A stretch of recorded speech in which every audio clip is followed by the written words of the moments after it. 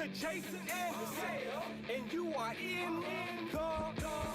You're in the zone with Jason Anderson on Sports Radio 810 WHB.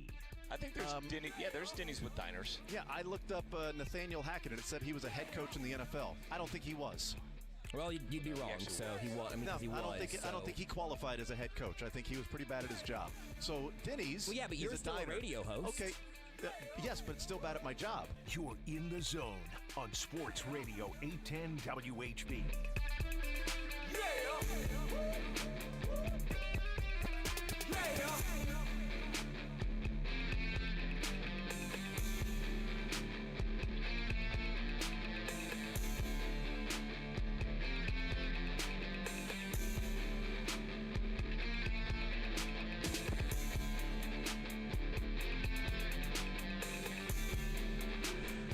All right, a Thursday edition of The Zone right here on Sports Radio 810 WHB. Jason Anderson with you, Josh Briscoe, and Drake. We head up until 2 o'clock. The next 4 hours, we've got you. We will hear from the Chiefs coming up an hour from now. Andy Reid and Patrick Mahomes. Maybe earlier, we'll find out. They are on the practice field at 10:45, and they are scheduled to talk to the media at 11:15. So apparently they're going out to the practice field to shake hands, high five, and have a quick Chiefs on 3. 1, 2, 3, Chiefs. How about those Chiefs? And then they go to the podium to talk with the media, Andy Reid and Patrick Mahomes, and we'll see if anybody else shows up. Maybe the Coors Light Bear will be there next to Patrick Mahomes. God, I hope there's a bear next to Patrick Mahomes when he's doing his press conference. I'm just glad he's not a bear. Thanks, Chicago. Appreciate it. Thank you, Coors Light. By the way, if you don't know what I'm referencing, there is a new commercial that Coors Light just dropped because Patrick Mahomes, as an NFL player, is not allowed to endorse beer. Now, the league is allowed to endorse as much beer as possible, but individual players cannot endorse beer. So Patrick Mahomes, being an endorser of Coors Light, they have now produced a Coors Light commercial where it's the Coors Light Bear, where Patrick Mahomes is on a golf course next to an actual bear. Well, a person dressed up as a bear. Whoa! Sorry. Hey, we found what the Pasquatch is doing. Yes, that's right. Person dressed up as a bear, and it's there's nothing better on the course after a long day than hanging out with a Coors Light Bear. Incredibly refreshing to be around this bear. Or when you're at home after a long day and you want to watch the game, how about a bear that's with you? You know what? You can take a bear to the beach. Just hanging out on the beach with a nice bear, maybe a couple bears there on the beach. It's really cool. They're already the sold Coors out. Light Bear. Are they? I went this morning to try to see if I could order one because they're not an actual bear. What we're talking about is you guys would have that actually. You would take it in as a rescue bear animal. So Coors Light is selling these bear covered Golf Club cover. Yeah. Golf Cub. Yeah, that's Golf exactly right. Club cover for $15, and all proceeds go to the 15 and Mahomes Foundation. So they put this website out this morning, CoorsLightBear.com, and I went there at like 8 o'clock this morning, and there was nothing to purchase. It now says it's sold out for today. Check back tomorrow at 10 a.m. Central Time. So today through Sunday, and then again on June 25th. Will be a one-day sale. Here's the thing. If all proceeds go to Patrick Mahomes and 15 Mahomes, why not just have it? Whoever wants to buy one comes and buys one. I mean, I don't know because these are going to end up on eBay. I think that there's a max one per cart. So they're worried about these covers. And if they stop selling out at any point, I think maybe they move the max quantity up a little bit. But I would guess. I think I'm gonna just try to get one and then just every day just put it on my microphone instead of my mic cover and just have a bear staring at you, and then also keep me from popping my plosives. Yeah, it's a win-win.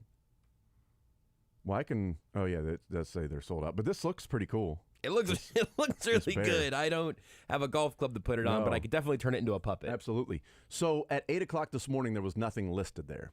Okay. So I'm guessing at 10 o'clock they posted it. Must have. And it sold out because 8 o'clock went to Coors Light Bear because the commercial says go there. And I went there and I followed the demands of commercials. Yes, absolutely. 100%. Kind of what I do for a living.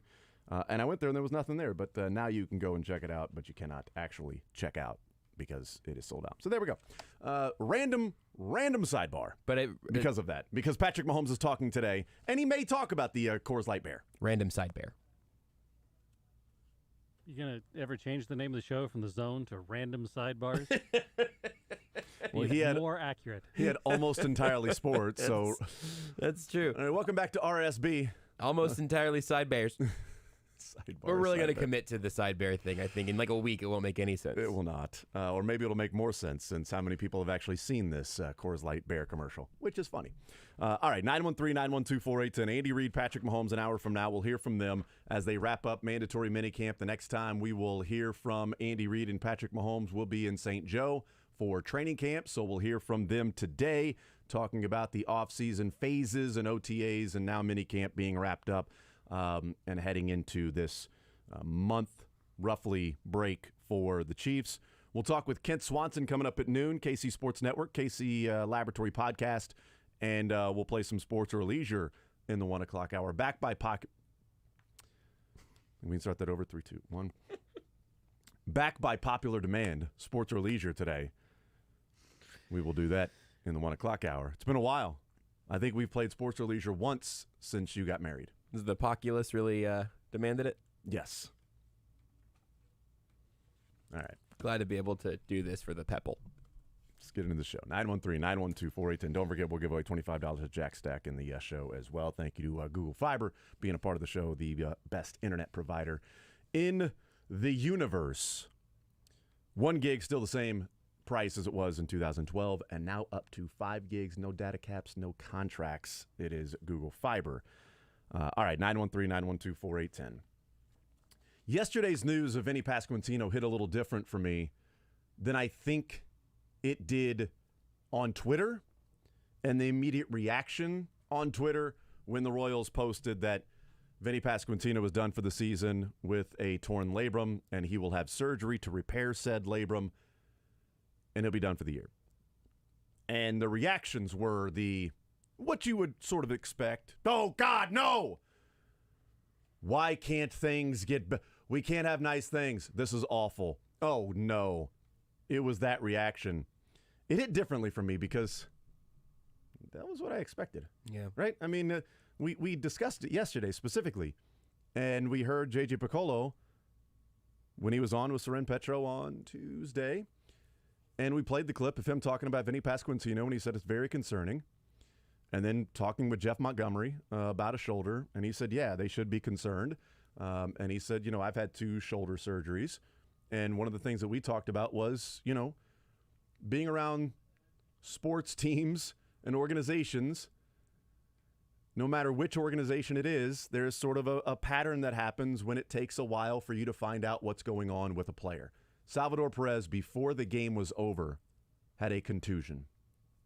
Before the game was over, they announced Salvador Perez with a contusion. Mm-hmm.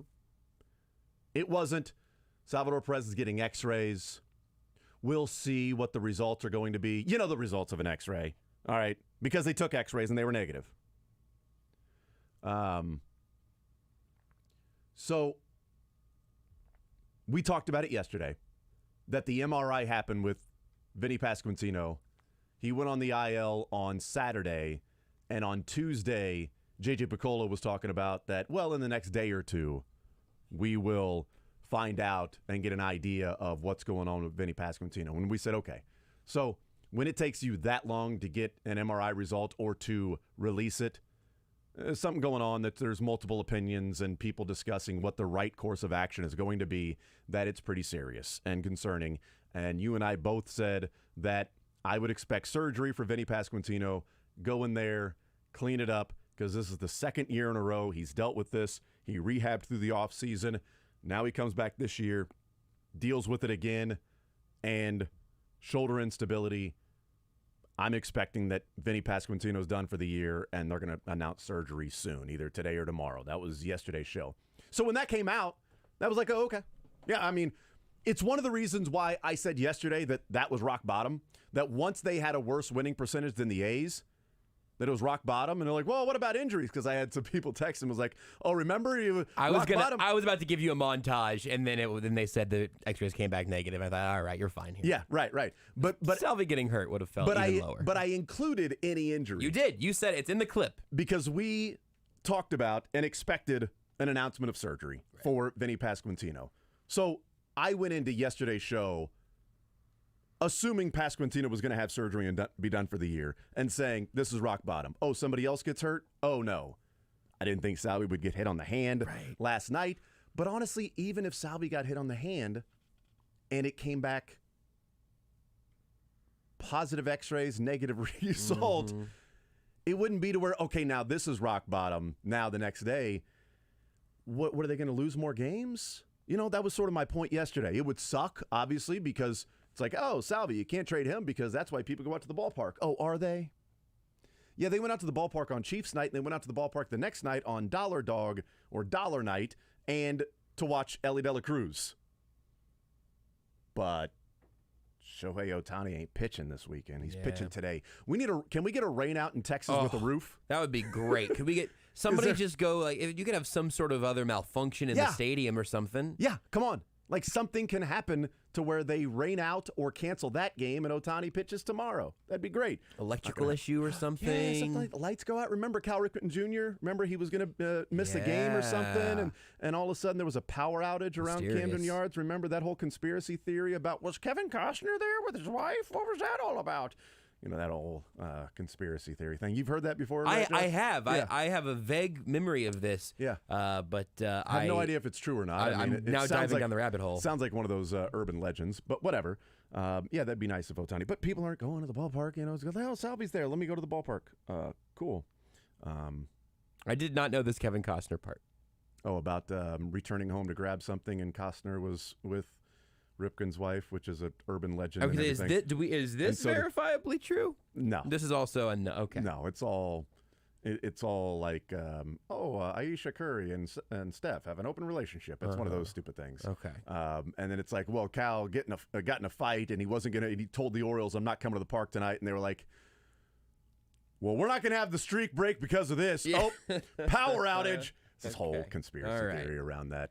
But maybe that happens tonight down in Arlington. But regardless, yesterday being rock bottom and continuing to be rock bottom, even if there was a contusion or something worse there, because at this point it's like, what else? What else? I mean, they're pacing for 119 losses. What? They pace for 123? Oh, no. They pace for 125? Oh, gosh, darn it. No, please don't. Somebody else gets injured? Oh, no. So the news hit a little bit differently for me yesterday. It was sort of expected. Right. Was that your reaction when you saw the news? I mean, it sucks. It sucks regardless. That's my only like little blade of grass of disagreement on like, oh, it can't really get worse here. It's like, well, because it can't practically get worse. It can't get worse in the standings, and the difference between losing 100 and 105 and 125, I do think is very, very slightly different. Mm-hmm. But the one thing that I do kind of, I'm almost impressed by at this point is the fact that the 2023 Royals never let you settle down, even. Not like, hey, things are going okay, I'm enjoying the sunshine. You have not even had an opportunity this year to be able to believe that things actually can't get worse, or at least can't get more sad. And that's where I end up, is things are just deeply sad. And now knowing that Vinny's done, that was 90% yesterday, but now it's 100. Yeah. So I'm 10% more sad. You know, that's where, and if Bobby Witt misses some time at some point, I'm gonna get a little more sad. That's where it's at now. Is I keep finding an increased capacity for sadness that's only been unlocked by the 2023 Kansas City Royals. It's getting kind of hard to believe things are going to get better. We could change that now, dude. It's getting kind of hard to believe things could get worse. It's getting kind of hard to believe things could actually get worse now. You know, Bobby Witt Jr. Oh, depths of despair. In the month of June. Yeah. Batting .320, getting on base at .360. only 5 strikeouts in the 12 games, 3 walks. Now, all those 3 walks came in one game, but who cares how they come? Exactly. He's got 3 walks. Yeah, a 3-walk game. Well, if you take away that game, he's got no walks. Yeah. I'm not doing that. Only project that game, and he's got like He's 500 walks on the season projected. Yeah, if you take that game alone, he's got 3 walks and no strikeouts. 486. I mean, come on, man. So there's a sliver of hope. And the silver lining that I had talked about yesterday is, well, you know what? It's a lost season, and hopefully this goes in and fixes it. Yeah. And it's done. And you can move forward. And next year, if by some miracle, by the grace of God, that they're actually playing good baseball and Vinny Pasquantino is healthy, that it doesn't happen in a year where you're going, oh, the Central sucks and the Royals are 1 game out. And now Pasquantino's done for the year. That hurts. With Chris Bubich being done for the year and Isbell missing extended time with his hamstring injury and Yarborough on the 60-day with a fractured skull and Brad Keller, good, bad, or indifferent, on the IL, and Drew Waters missing a month and a half or 2 months because of a oblique injury, and Daniel Lynch missing a month and a half because of a shoulder injury. And boy, they're only 1 game out, and if all this bad luck didn't happen, as Eric Bieniemy would say, if it wasn't for bad luck, they'd have no luck at all. That's not the case. Yeah. My concern, though, moving forward, and there is a concern, is what happens from now on with Vinny Pasquantino. Let's hear from Vinny. It's a couple minutes long. Before the game yesterday, he was in the locker room and, was available to the media and talking about what happened with the MRI, the torn labrum, and now the surgery. Here's Vinny Pasquantino weighing in with the media on the news of the surgery. Vinny Pasquantino. News of surgery. Drake's on the phone with somebody who's talking to Drake right now. Okay. Yeah, it's really tough. Anytime you get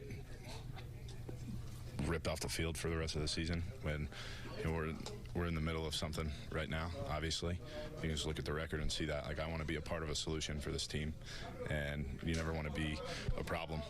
And me being off the field feels like a problem for me, so got to go get this fixed and then come back in 24 healthy as ever. Is there a silver lining, as painful as this is, to say we can get this right for good now? Yeah, for sure. I think that's the one thing that's keeping me on more of a positive note of trying not to keep it so negative is I know who I am as a player. I know what I can be. I know what I will be. And this is a step to help in that direction. How much were you battling through it? I know you don't make excuses. You've been in a little bit of a slump, but slumps are part of the game too. Was it affecting you at all? It's just one of those things. In and out, right? There's no correlation to any sort of numbers to this injury. If I believed I couldn't play at my full capacity, I wouldn't have been out there. So this is one of those things where, now I have to take a step back. Now I have time to look at this year on a whole for me because my year is done and kind of see what I did well, see what I didn't do well, and move on to next year. Was there any thought of, hey, play through it and get the surgery later, or just do it now? It's a good question. When multiple events show up, sometimes it's time to just go get things fixed. Last thing for me, you're such a big presence in this clubhouse, personality, leadership. These are your brothers too. Can you still be some of that presence for them right now? This is an opportunity for me to step forward as a leader of this clubhouse. So for me, this is my opportunity. I'm not going to look at this in any sort of negative light. It's just an opportunity for me to get better as a leader in this clubhouse, see what these guys need, see if any help I can be for them, because I won't be preparing for a game. So however I can help them be as ready to go for 9 innings on a given night, they can call on me and I'll help however I can. All right, there's Vinny Pasquantino, obviously disappointed. He talked about multiple events that maybe it's just time to go in and get that thing fixed. I want to expand on that a little bit as to the hope and then the concern for Vinny Pasquantino moving forward, and also, you lose the rest of the season of team control. Like, he's on the IL, he's not in the minor leagues, so this counts as service time for Vinny Pasquantino. But obviously, that's a sidebar, a nugget from for something later down the road. But I want to talk about what I noticed, learned about hitters and torn labrums, and if there's a concern moving forward, even after the surgery for Vinny Pasquantino, and my annoyance at Apple TV on the Friday night games. I'll explain coming up next. You're in the zone with Jason Anderson on Sports Radio 810 WHB. Father's Day is almost here, and with the Angels in town this weekend to play the Royals, Tickets for Less can help make it the perfect weekend. Lock in tickets for Friday night to see summer fireworks after the game, or Saturday to receive a free Royals poster. You can also get your tickets for Sunday to receive a one-of-a-kind Nicky and Vinny bobblehead.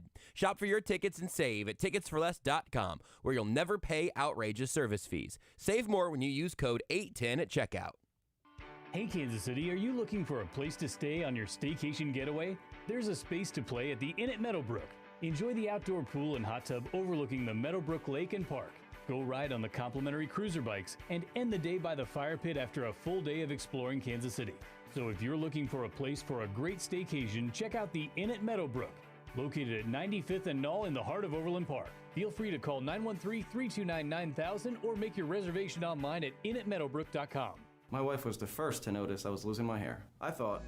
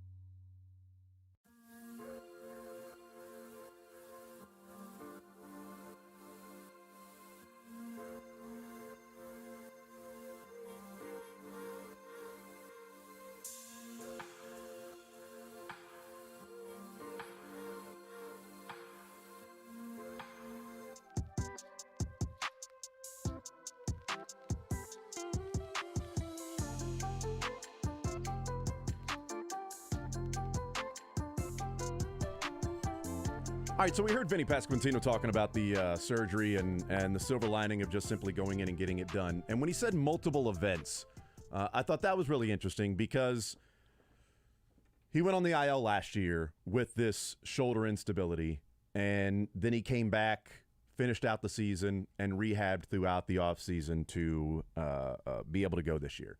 And then it happens again. And so the concern being, is it chronic? Is it something that he'll have to deal with for a while? And then, as we said, the delayed MRI results to me meant that they were probably just going to go in there and fix it. So I had no idea about like hitters and torn labrums and everything. We hear about pitchers, and the most fearsome injury in baseball for pitchers is the torn labrum, even more than Tommy John. It used to be Tommy John, but Tommy John, you can come back and maybe even throw harder. Torn labrum, you might lose that pop in, no pun intended. Yeah. That pop on your fastball and that life. And think of like Mark Pryor and guys like that torn labrums and not the same after that. So pitchers, if Vinny was a pitcher, I'd be really, really worried. If Bubic had a torn labrum, I'd be really worried. So it's odd where Tommy John is like, that sucks, it's Tommy John. We'll see you in about 18 months, you know? You're not worried about Vinny's arm from center field. Exactly, right. Or first base, or his arm from DH. But when he said multiple events, I thought that was interesting because I had just, we went through the numbers of, last 20 games or so thinking that, okay, this was wearing down or whatever. And I put out the tweet after they announced the surgery. I'm like, okay, so the next question is, when did this happen? Why did it happen? Was this, did it wear down? Did it just pop?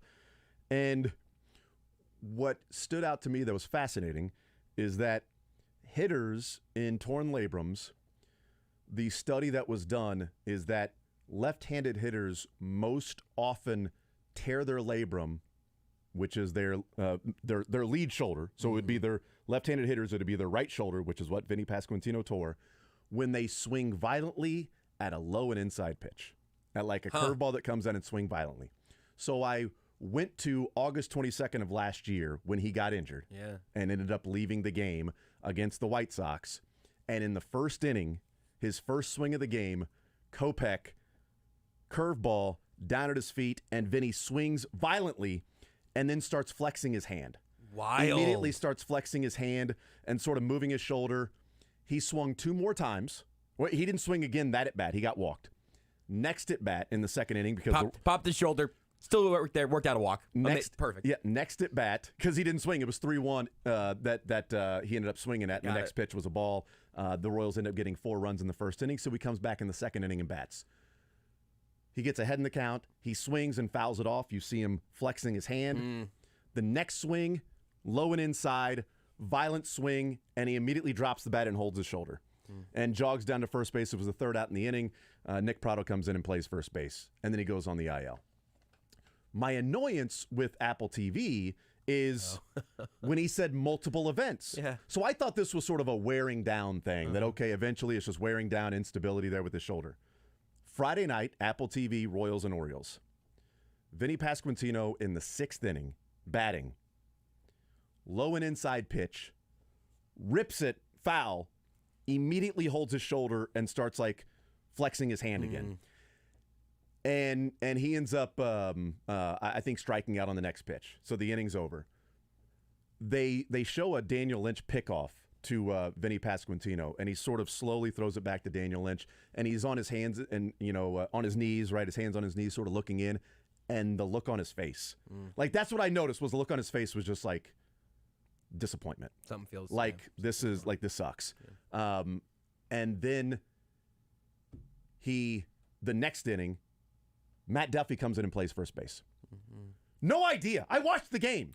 They didn't mention it one time. 2 broadcasters and a sideline person. They were talking about how much fun the Orioles have in the dugout and Hayes and all of this stuff. I watched the entire inning. Hey, did the first baseman get skinnier between innings? Nah, I don't know. Last night I watched the entire inning to see if they mentioned Vinny Pasquantino, because I'm like, I watched the game, but it was a Friday night, so Saturday I didn't have a show, so I didn't have to go back through and look at any other details of the game and stuff like that. Didn't mention it one time. That Apple TV broadcast, they must have spent 45 minutes talking about the bird bath and the outfield. Yes, they did. They did. But the very next inning, Vinny Pasquantino coming up in the lineup, Matt Duffy's hitting. And they just talk about Matt Duffy. He gets a ground ball down the third base line. The third baseman lets it go through his legs because he was hoping it went foul. It hits the bag, and they're talking about the groundskeeper. And then Nate Eaton comes in and pinch runs for Matt Duffy. That they don't mention. And then there's a strikeout. The inning is over.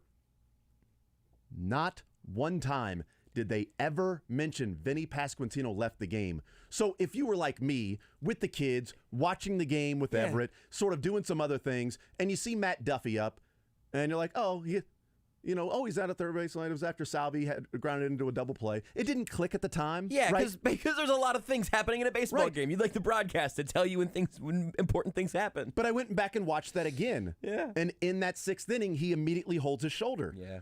So to me, I do wonder if we were looking at it and saying it was slowly deteriorating. And look at his last 20 games or so, because he said when there's multiple events. Mm-hmm. So also doing the research, the first time it happens, doctors will recommend anything but surgery. Yeah. Rest, recuperation, rehab. Surgery is the last, especially with a non-pitcher. Surgery is the last thing you want to do. When it reoccurs, you got to go in and fix it.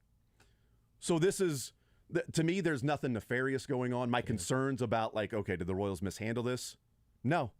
They handled it the way that, I guess would be standard and typical in Major League Baseball to handle things. My concern moving forward, though, is Vinny's a violent swinger. Yeah. We know that he swings the bat hard. I love watching him bat because I sit there with my son and I'm like, look how hard. One of the hardest things to teach little kids to do is swing the bat hard because they're aiming at the ball and they're sort of trying to hit it. But, the old swing hard in case you hit it. My son he doesn't strike out. It's also, machine pitch. He doesn't strike out. I don't know that he ever swings and misses, but he doesn't have a violent swing. Right. Okay, he'll hit it, pop it into the outfield from time to time, hard hit ground balls, which are just fine in 7-year-old. Not a lot of Gold Glovers out there. But there are kids on our team that swing like they are trying to destroy the baseball. Mm-hmm. And I show him Vinny Pasquantino because he's violent in his swings. And my concern is that even if they go in and repair it now, because maybe it was a lifetime worth of wearing down. Hope, right? That now it goes back to being okay. Now it's fresh. Now it's a fresh gives you labrum. 10 more years of violent swinging. He's very violent swinging, and he swings at those low and inside pitches, and it's both the same thing. Last year against Kopech, Friday night against whatever pitcher was on the mound, that it was low and inside, and it was a hard swing, and he immediately reached for his shoulder. That's the concern moving forward. How they handled it, no concern. It sucks. When he said multiple events, that all makes sense. When he came back last year after the injury, I was like, okay, what did he bat after? Mm-hmm. Well, he OPS'd at 930, and his average was 360, and his on base percentage was 450. But what I noticed, and it was a small sample size, Josh, in case you have a drink. Coffee, actually. What I noticed in a small sample size of 23 games, his home runs were turning into doubles, and his doubles were turning into singles. So was the power gone, and then the rehab, in the offseason, and then, get back to being Vinny Pasquantino. That was with rest and rehab.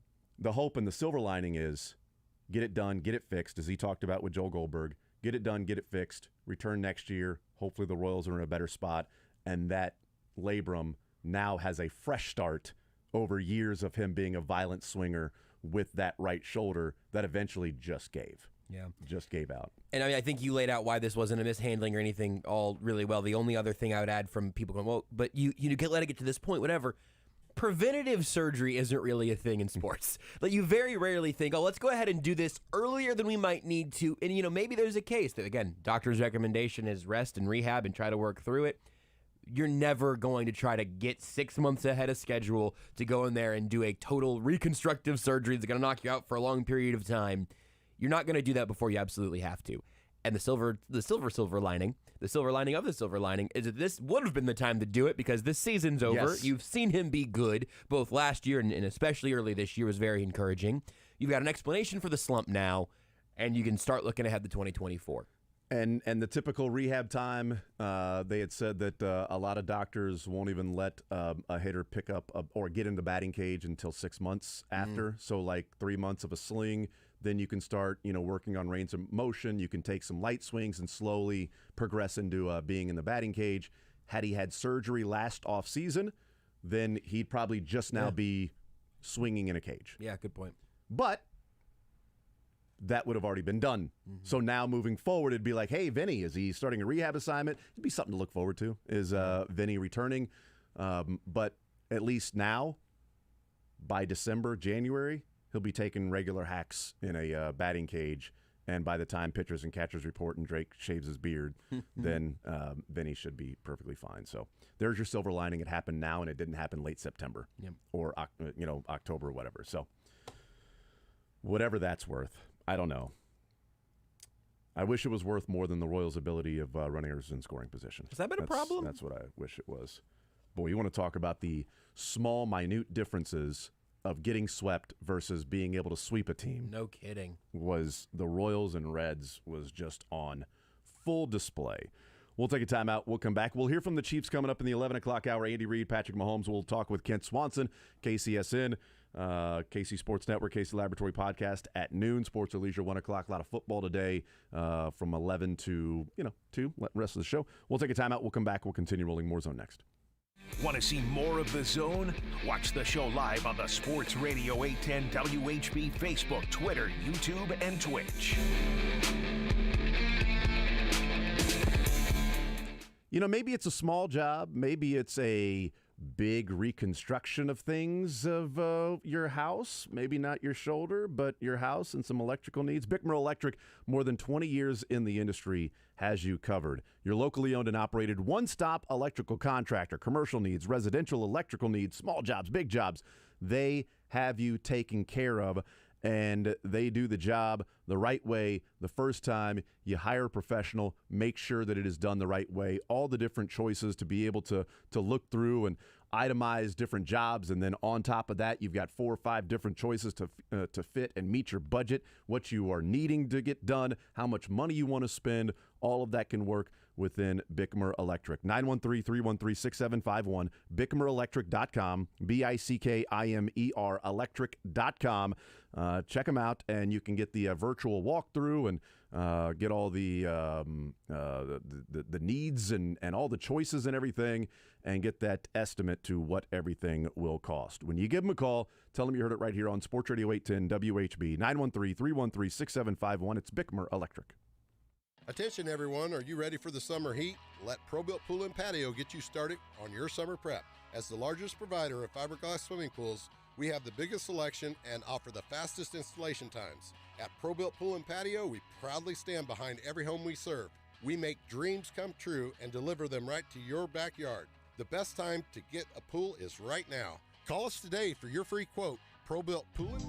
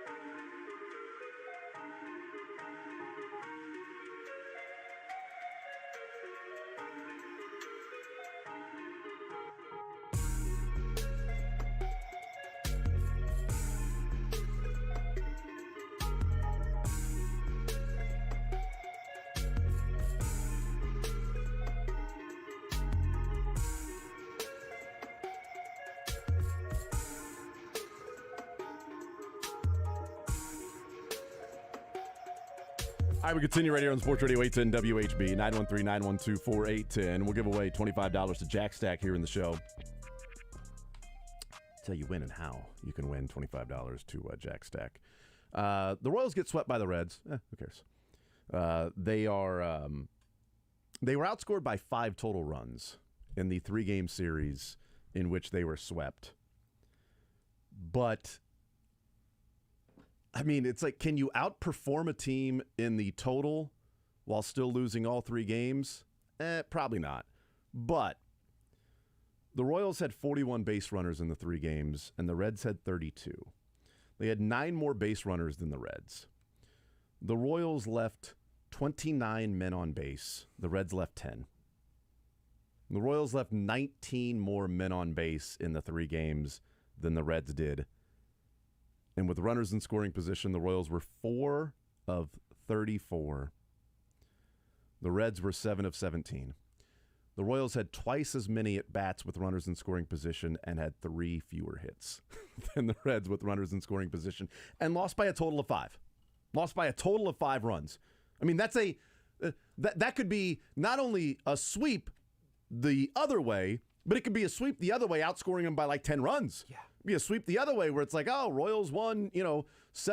Royals won 8-3. The Royals won 7-2 or whatever. I mean, just the fact that they are getting guys on base, which is half the battle, but cannot bring them in.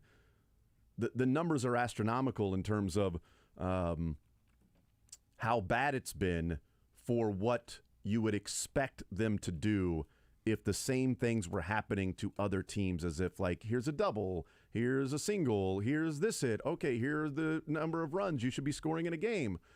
Oh, wait, it's like 2 more runs than you're actually scoring in that particular game because you had all these men on base, and yet you could not come through with a 1 for 15 with runners in scoring position, and you should have scored like 3 runs this inning. Instead, you got 0. It's not a surprise, but it is amazing just the small margins that the Royals always came through in before when they were winning in that 3-4 year run, and they're just not doing it now, and they're losing close games, losing wide margin games. Either way, they're losing. But man, it is crazy the contrast between leaving 19 more men on base and losing by a total of 5 runs. This was tweeted out by Jesse Newell yesterday morning, so we're missing 2 games here. But he said the Royals have been bad, but how they've been bad is pretty interesting. We may be watching the most unclutched team of all time. Fangraphs keeps track of high-leverage situations, basically think the moments when games are decided. First place in baseball, I'll tell you, the Arizona Diamondbacks. In these high-leverage situations by Fangraphs, they're hitting .322. You can go middle of the pack. Toronto is 15. They're hitting .251. 29th in baseball at a miserable 197 in high-leverage situations is the Minnesota Twins.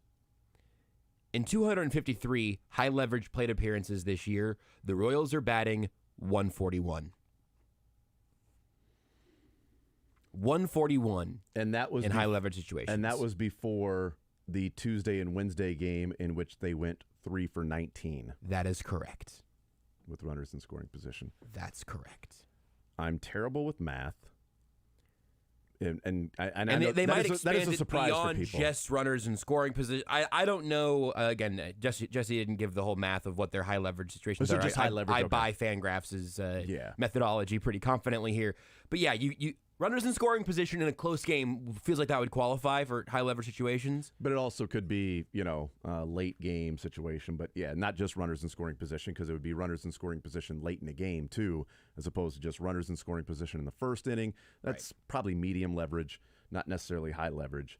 I think you can confidently say the Royals got worse than 141, I imagine. All right, you know what? I'll see if we can just find that for ourselves too. But historically unclutch is a hell of a phrase. Yeah, it is interesting to hear that, especially before, because last night wouldn't have helped with the bases loaded and all of that stuff. Seems unlikely. Trying to find the splits right now for the Royals, but either way, there's so much of this season that's already been played. I can't imagine it would change it that much. Okay, high leverage.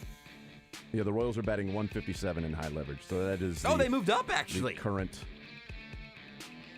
What did you say were those in scoring position again? 3 and something? They were 3 for 19. There you go. Last couple of nights. But they were a total of 4 of 34. Because they were 1 of 15 the night before. So, other than that. But don't worry, low leverage, they're batting 240. Medium leverage, they're batting 250, so not all that bad. Trust is a big deal, especially when it comes to your health. This is Jeff for Heart.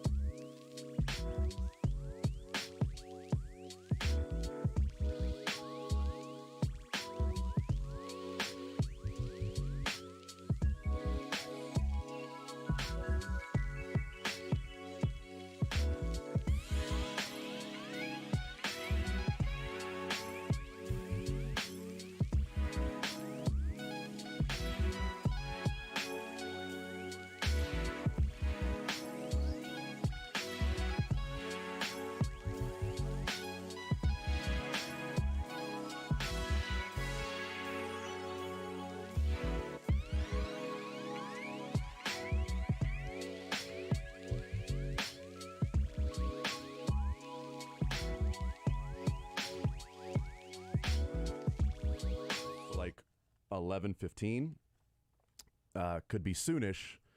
Practice started at 10:45. I do want to know, what's the point?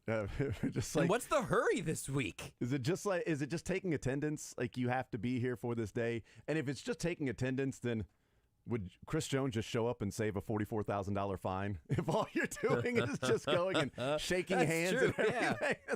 Wow, Chris Jones reported to mandatory minicamp on day 3 because each day is progressively more. You miss day 1, it's like 15,000. You miss day 2, it's like 35,000. You miss day 3, it's like 45,000. Like, do you show up and just be like, oh, here's my 50,000 that I owe you? Hey, I got my helmet, coach. But you're not going to take that $45,000 out of my check. Nope. Here we go. Oh, that's all we're doing today? Ah, darn it. I was ready to work. He was at Chicken and Pickle last night. Was he? Yeah, Garrick said he saw Chris Jones and his agent there at Chicken and Pickle last night. Agents in town. Wonder if they're looking at some long-term pickleball deals. Here we go. Up Here's with Andy Reid. our OTAs, which is a good thing. Guys came out relatively healthy and ready to go. There are a couple guys that I'm not sure you guys know about that I'll put out there, but Blake Bell had an appendectomy, and that's why he wasn't at practice. And then Mike Edwards had a hamstring. McDuffie had this stress on his fibula. He should be okay, though. I mean, all these guys should be okay once we get down the road. Pacheco had shoulder surgery, you know that. Trey Smith had a tricep that he hurt, strained it just a little bit during the latter part of camp. The Jarius Sneed's knee, we kind of backed off of him to make sure that we kept the swelling down there. And then Wharton had the knee surgery. So those are kind of the primary guys that didn't work or worked just partially this camp here. But it was good to get the guys out there working. They pushed themselves. They challenged each other within the rules that were given here. So, and it's a good foundation to take up to training camp. You know, they've got to maintain it here now for the next 4 weeks, but they'll do that. They'll take a little time off and then get back cranking and come back ready for camp. But we've got plays in we wanted to.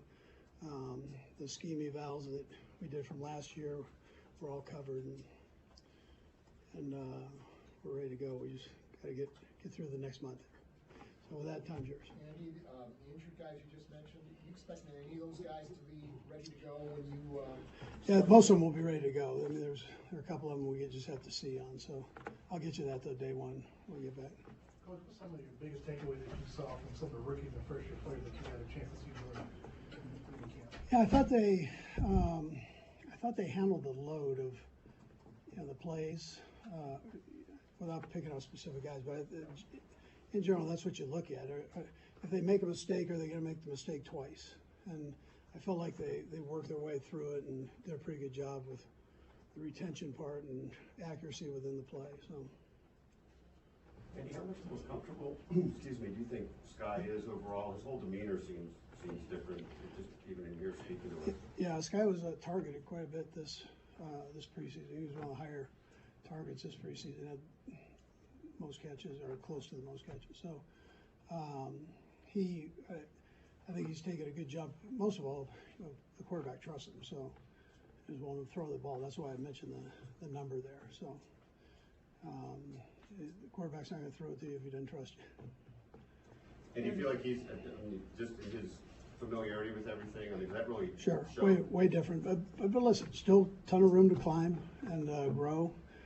He's so willing though, and you got a chance to see one of the good parts of his personality is when everything was going wrong last year with the punt returns, he didn't let that bother him. You know, he came back and he'd have a big catch in the same game, and and that was all new territory for him with these punt returns. But the resiliency and able to kind of focus back in, that's a good quality to have. Andy, understand that you guys haven't been playing real football out here, but yeah. Have you seen anything from Clyde during OTAs that would lead you to believe things are going to be different for him? I thought Clyde came back in good shape. It was great for him to get all the reps that he did. He did a nice job with it. Obviously, he's talented. So, really, for all those running backs, it's just a matter of getting out there. That when things are flying, especially around their legs, and that they've got to make sure that they keep that. But he's proven that he's good with all that too. So.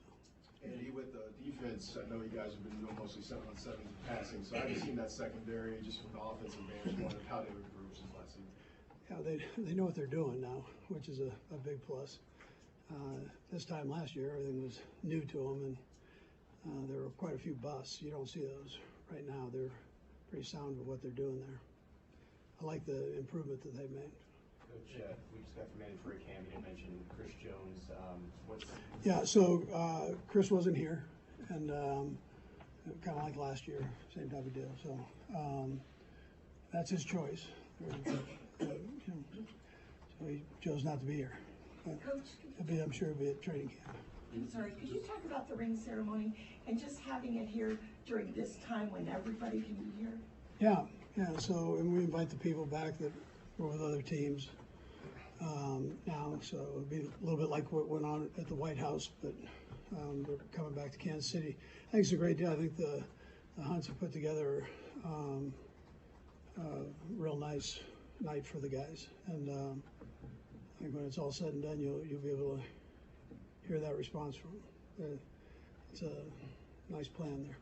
Just wanted to make sure I understood you correctly on Chris. You said you were sure it'd be a training camp. Well, yeah, I mean, I'm not sure about anything. I'm not sure I'm going to be there, but I mean, I got to get through. I wish I could predict that, but I think he's, There's a chance he's not. We'll see. So, I mean, I know it's Brett's deal, really, but your feelings are pretty good right now on that front as far as camp goes? Yeah, I don't even deal with it. I mean, I let Brett and his group deal with it. If you're there, you're there, and if you're not, we keep going. You know, it's one of those deals. So they'll work all that out. They're communicating, so that's important. What's your communication with Chris been about all this? Make sure you're in shape. Andy, could you share any of your thoughts and emotions directly after the Super Bowl victory and as the night went on? Like, what do you, like, that's an intense thing you just went through, and then the game's over.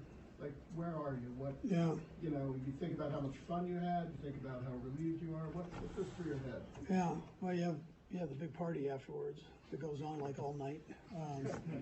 And then Ted gets me up at, I mean, really, I don't even go to sleep. I mean, but Ted's knocking early in the morning for a press conference. So, But what were you thinking? Like, you're talking to people, you're backslapping, but are there anything you can share about? yeah, you feel like you've accomplished something. Obviously, you're happy most of all for the guys that have gone through this thing and endured to the end. It's a long haul. There are a lot of ups and downs, a lot of things that you got to work through, whether it's personally or playing wise. You got to work through all that stuff, and so these guys are humans. They all have. Everybody has issues. Do you replay any of the decisions that you made and think, oh man, that was like Not at that great moment. call? Or No. Not at that moment. I mean, you're just happy to be there, right there. Yeah. It slows down a little bit the second time. I can tell you that. You can enjoy it a little bit more. So. With that in mind, you guys have been enjoying a lot of the success, and from a national perspective, it looks like a lot of celebration. That being said, you have football to focus on. Yeah. How have you been able to manage all of the celebration with trying to get the job done? Yeah, I look at what's real. I mean, we had 99% of the team here, with the exception of Chris. Everybody was here and working hard. And so that's the important thing to me. I mean, everything else we can talk about, but they're here working. And we've got good leadership in that locker room. They know this is all nice. White House was nice. This is going to be nice tonight. But it's history. It's all been done. Now it's forward.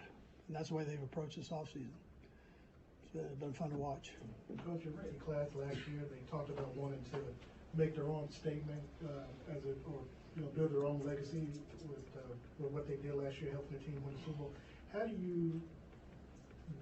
you have them, with the experience that they did last year, share that with the rookie class this year, and also keep them motivated to try to go back and run back like Yeah, right. You've got guys they're motivated guys. I mean, you start with the quarterback and Trav. They've been through the whole thing, so they know what it takes to get there, and they're able to communicate that, and they do that. And I mean, we've got a bunch of guys that were there, and they understand the trials and things, the energy that it takes to get there. So that's the way they've. Listen, I'm aware of all that.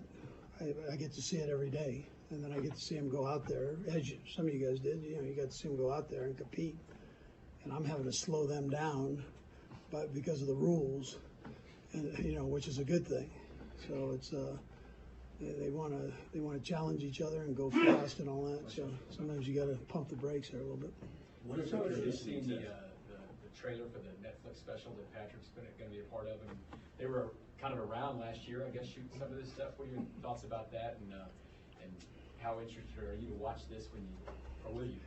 I don't know if I'll watch it, but he handled himself right, so it didn't affect anybody. And those guys did a nice job at kind of staying away. Everything was distant, or our own people, working through our own people here. So it wasn't a distraction. Like some of those things would be a distraction. This wasn't a distraction. And whatever turns up. But it's he handled it the right way.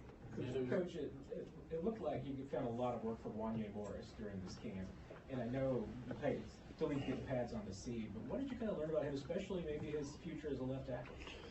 Yeah, I like him. I like his ability. I think that was a good pick there. So we'll just see how it all works out once we once we get going. But he held his own. He rotated in a little bit with the ones, and as Andy does, he kind of gets everybody going there. So I'm curious to see how he does once we get going. And he's tired, and mentally and physically. Let's see what happens then. We got 3 more. We'll go Aaron, Vahe, and then. I know you all had the conditioning test today. What is it, and maybe how has it changed over your years of coaching? Yeah, this isn't even a test today. This is just the test is when they get back. This is just something I try to give them all the things that they're going to see at camp in some form. This is a short version of it, but it gives them an idea where they're at and what they need to do in the next 4 weeks to get themselves ready for camp. So it's really not, we don't grade them on this or anything. We just let them go, and it's really self for each one. Basically, I can do the test. You might be able to do that. Andy, a few weeks to camp now. Are you able to? Do you want to disconnect? Shut down a little bit yourself, get away from everything, or how do you balance that? Do you have to think about how you do it? I don't have to think too hard. I'll take a little time. Yeah, most of the coaches take time now. This was a shorter off season because of what we went through. So the coaches jumped right into free agency and then the draft stuff, evaluation stuff, and then the OTA. So there hasn't been a ton of time off. So this gives the guys an opportunity to get away. Gives me an opportunity to get away. Will there be a day or two you don't even draw on napkins? I mean, do you find a way to just not I'll do probably anything? listen. I normally take the mornings and for an hour or two and knock some stuff out, and then I'm good the rest of the time. Yeah. Okay, so you won't I'm at the beach, but I'm not really. I don't have that beach body. Last one, Sam. And just the second time being a defending Super Bowl champion. Obviously, I know you guys had a good regular season last time. But do you learn anything that you change as far as beyond scheme, like messaging type of stuff between now and training camp?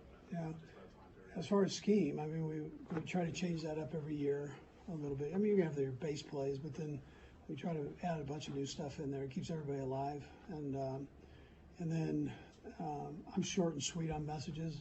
I think the truth happens on the field. Toughness is one thing to talk about toughness, but reality is you got to go do it, show it. And then when you invest time in something, then you're less likely to put out a poor performance. You take a lot of pride in that. And so time and effort become a big part of being a professional football player. So that's, I don't do a lot of talking. I don't do a lot of talking to them. It's more, this is what we're going to do. Let's go. Do it with some energy. Be an energy giver and not an energy taker, and let's roll. All right. Thank you. Good. All right, you're listening to Sports Radio 810 WHB Kansas City. Andy Reid there. We'll hear from Patrick Mahomes here in a second. The final part there, that's sort of just the leadership and the culture that's already been instilled of here's what's expected. Now go do it. Because if you don't, then you won't be here. So here's what's going to happen. Here's what I'm not going to keep tabs on you. I'm not going to be a helicopter parent or anything and hovering over you and checking in every day. See you at camp. You better be ready to go. Here's the expectation if you want to make the club.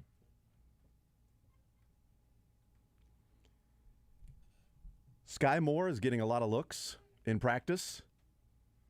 He's taken a good step forward, taken a good jump, he said. More important, the quarterback trusts him. Yeah. So that was good to hear. That's been a common theme for Sky and Mahomes and Andy Reid, just building that next level. Yep. Chris Jones not there. I said, same deal as last year. Chose not to be here. And then he said, I'm sure he'll be at training camp. Now, when a follow-up with that was, there's a chance he won't be there. That's Brett and those guys. And the important thing is that they're communicating right now. But, we'll see. I'll worry about who's there and who's not. I do think that, I'll say my Chris Jones takes. Patrick Mahomes is at the podium. Mahomes. The fact that you're getting your rings during this time when all your teammates are there. Yeah, I'm very excited. I mean, that's what you work for, was to win the Super Bowl and get those rings. They last a lifetime. And to be able to see them, I know they've done a great job with them. I got to help out a little bit with the creating process. So they did a great job with them. But tonight's the last night. You get to celebrate it, and then we're moving on to the next season. What kind of standard, or the kind of like what we've seen in the past where the top comes off? I don't know about the top coming off, but they're pretty cool. I think they did a great job. I haven't got to see the final product, but I got to see kind of the process of it and gave some ideas and stuff like that. So they did a great job. And like I said, I mean, even with whatever they look like, you get to have them forever, and they mean the world. So I mean, it's cool to be able to have two of them now. OTAs and minicamp, just your assessment of getting the rapport together with the receivers, and also on the other side, the defense, what you've seen from them, since you had to go through them a lot in 7-on-7s. No, it's been cool. It's been great to see. As far as offensively, you can see the guys that have been here for another year now, how much more comfortable they are. Working the new guys in, I think we have a lot of young, talented guys that really have stepped up as the camps went on. And I'm excited for them to keep progressing. And then as far as defense, same thing. I mean, all those guys were so young last year. From then to now, you see so much improvement, how they're able to disguise stuff and how they're able to not give away tells and stuff like that. And we talk about that stuff. I talk with the linebackers, I talk with the DBs, what I'm seeing. They talk to me about what they're seeing. And I think that's what makes a great team is you have to get better by competing against each other. I understand that you guys let the business be the business and players don't talk about this thing. What's the communication like with Chris when maybe he's not in attendance here? Yeah, I mean, it's like you said, it's part of the business. I think Chris knows that we love him here. He's been a part of this team for a long time. He's one of the main reasons that we've had the success that we've had. He's been that leader on the defense. He's made a lot of big plays, and it seems like the biggest moments, and you want those guys on your team. And so, like you said, it's part of the business. It's the off season, even though you're getting better. I'm sure Chris is working, and he knows the defense that he needs to do. And the hope is that everything's good by training camp, and we're able to come in and just roll, and that's just part of it. And that's what makes this team so great is whenever guys like that have to go handle their business, we let them handle it. When they jump back in the building, we get back to right where we left off. Patrick, how much have you seen Sky grow this offseason and your own sense of trust and connectivity with him? Has that become stronger? Yeah, 100%. I mean, Sky's a great player. I think you could see at the end of last year how he was trying to kind of picking the stuff up and making big plays. And I think that just kind of transitioned right into this season. He's someone that's going to be able called upon more, kind of in that same role probably Juju was in last year. But he can also go over the top and make big plays happen. And another year in the offense. I think you see with Coach Reed's offense, it's hard for those young guys sometimes to have an expanded role. And as the season goes on, the role kind of expands. And then that second year is when they really take off. And so I'm excited for him, but I'm excited for a lot of these dudes. It's cool to see how comfortable they are with the offense this year. And we're going to continue to move forward and put more and more on them so we can be the best that we can be. Patrick, following up on that, I want to ask you, with the receiving group that you had last year, including Juju and Nicole, now what you have now, what difference, or what are some of the differences that you see with this new set of teams? Yeah, I think it's just they understand what's required for them to be great. Last year they were all learning at the same time. I think that was a different thing. I mean, McCole was the only guy that had been here. So they were all learning together, trying to figure it out and put it all together, whereas now they can teach each other. And you have guys like Marquez and Sky and Kadarius and Justin Watson. They can teach these younger guys like how we do things, how to run the routes a little differently than where they've been previously or in college. We just have a deep group, man. It's going to be a lot of competition. I said it the first time I was up here. It's like I don't even know who's going to be that active roster opening day because there's so much competition. I can see these guys all making the team. Patrick, Pads come on next month. That'll be the test. But how do you sense Smith and Taylor and tackles kind of fitting in their growth so far? Yeah, really good players. Both of them. They've had success other places, so you know that they can play at a very high level, Pro Bowl caliber level. And so now it's just about incorporating them into our system. I think the best thing for him is we go against Spags. So he does a lot of different blitzes, and they're having to communicate and use that communication. And then whenever they're blocking one-on-one, I have the full trust in the world. But utilizing that communication, being at the right guy at the right time, stuff that we work through. But I think if you can get through OTAs and minicamp and training camp with Spags and get to the season, it'll be a lot easier. Patrick, you got to, for the Netflix special, you got to use your production company in the making of it. Mm-hmm. What was that process like, and just what was it like seeing the trailer come out? Yeah, I wanted to for sure be able to have some editing rights because I've realized that I'm kind of wild on the field. Like I don't even remember the things that I say, but I'm a competitor. That's just who I am. And so it was cool to be able to go through that process. And obviously having Peyton and his company, I have full trust in them. But thanks to the Chiefs and Coach Reed for letting us do it throughout the season. I've watched pretty much all of it. It's gonna be cool for everybody to see, and there's a lot more of the I'm like that stuff in there that I left in there. So I'm gonna try to, but I couldn't leave it all in there because I say a lot of wild stuff out there. How did you get involved in the match for a second straight year? I think my golf game is just so good. No, it's it did so well last time with Josh and with Tom and with Aaron that they asked me if I wanted to do it again. I was like, sure. They asked if I wanted to put Trav in there, and I was like, well, why not? I mean, it's going to be a lot of fun. Steph's obviously a really good golfer, Clay, and they've had a great run with the Warriors with Clay, and so it'll be cool to have two different sports go up against each other. I know them both pretty well, so we can kind of talk some trash and do that type of stuff, and then anytime you combine Vegas and Travis, it's going to be a good time. So I'm sure it'll be some good TV. You plan to work on your game much between now and then? I'm going to try to. 2 kids, 2 years and under. I haven't been able to golf as much as I usually do, but going into the match last time, I was playing bad golf, and I played good out there, so I'm just hoping I can have another one like that. So I'll play a little bit here and there. I have a charity golf tournament coming up. But other than that, we'll just get there and roll and see if the lights come on, if I can respond. Travis better like he is, like you had to get him to pitch baseball. Mhm. Pretty good. You get him better on the golf course too? Yeah, I think it's scramble or shamble rules, and Travis hits the ball really far. It's just not always straight.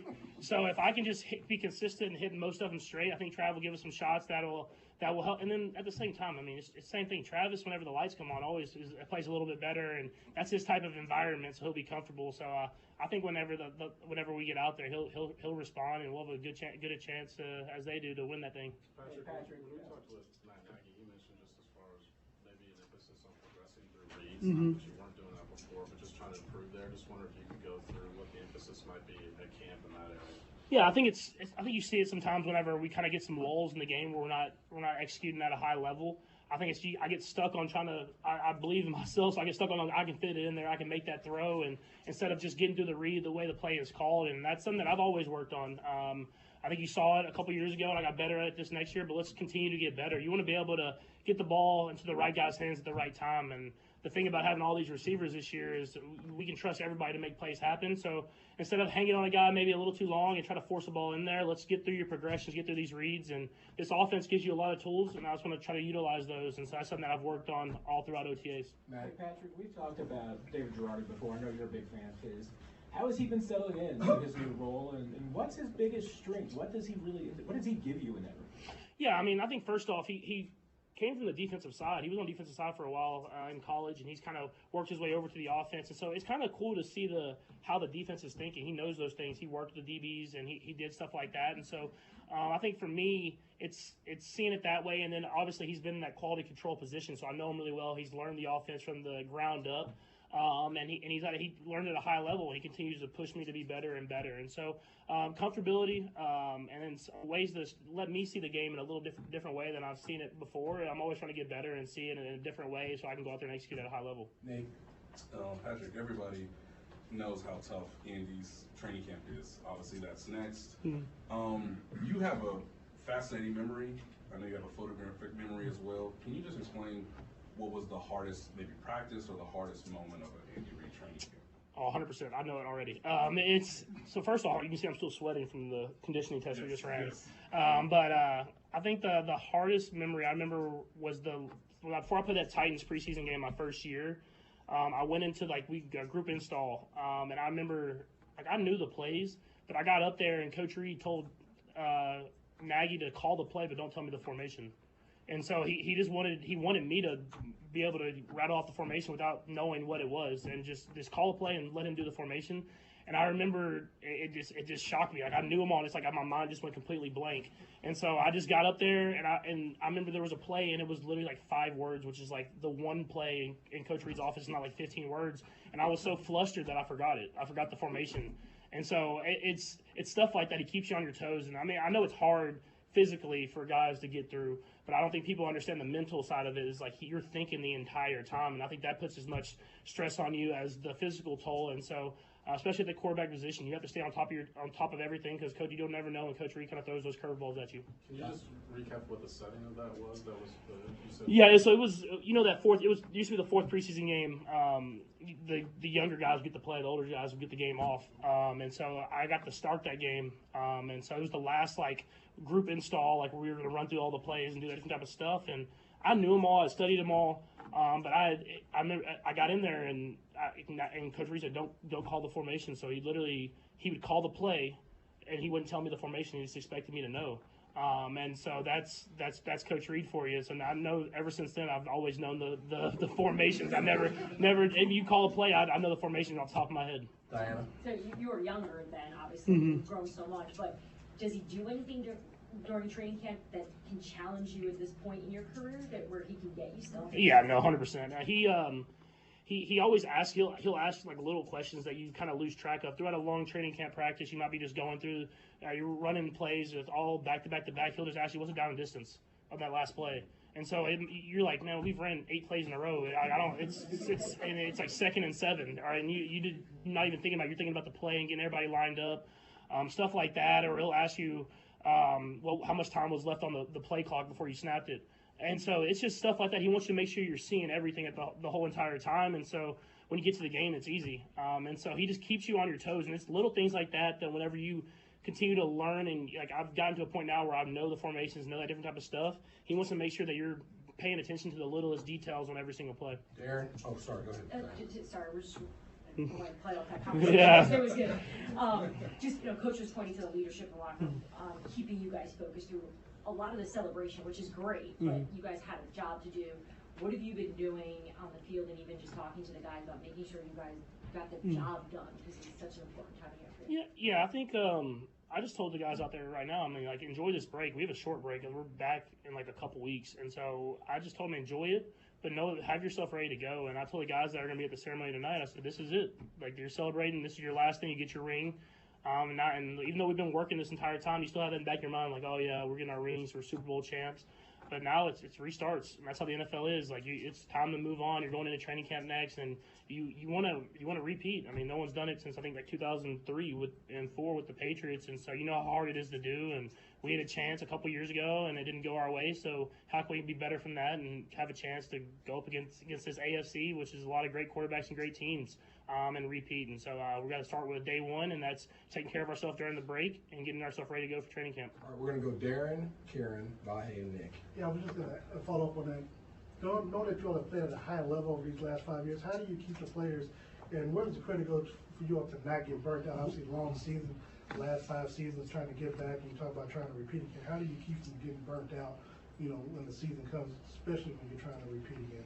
I think it's a mixture of things. I think it's having the right guys in the leadership spots. You got me, Trav, Chris, Justin Reed. You got all these guys that want to continue to be better and continue to maximize this team that we have.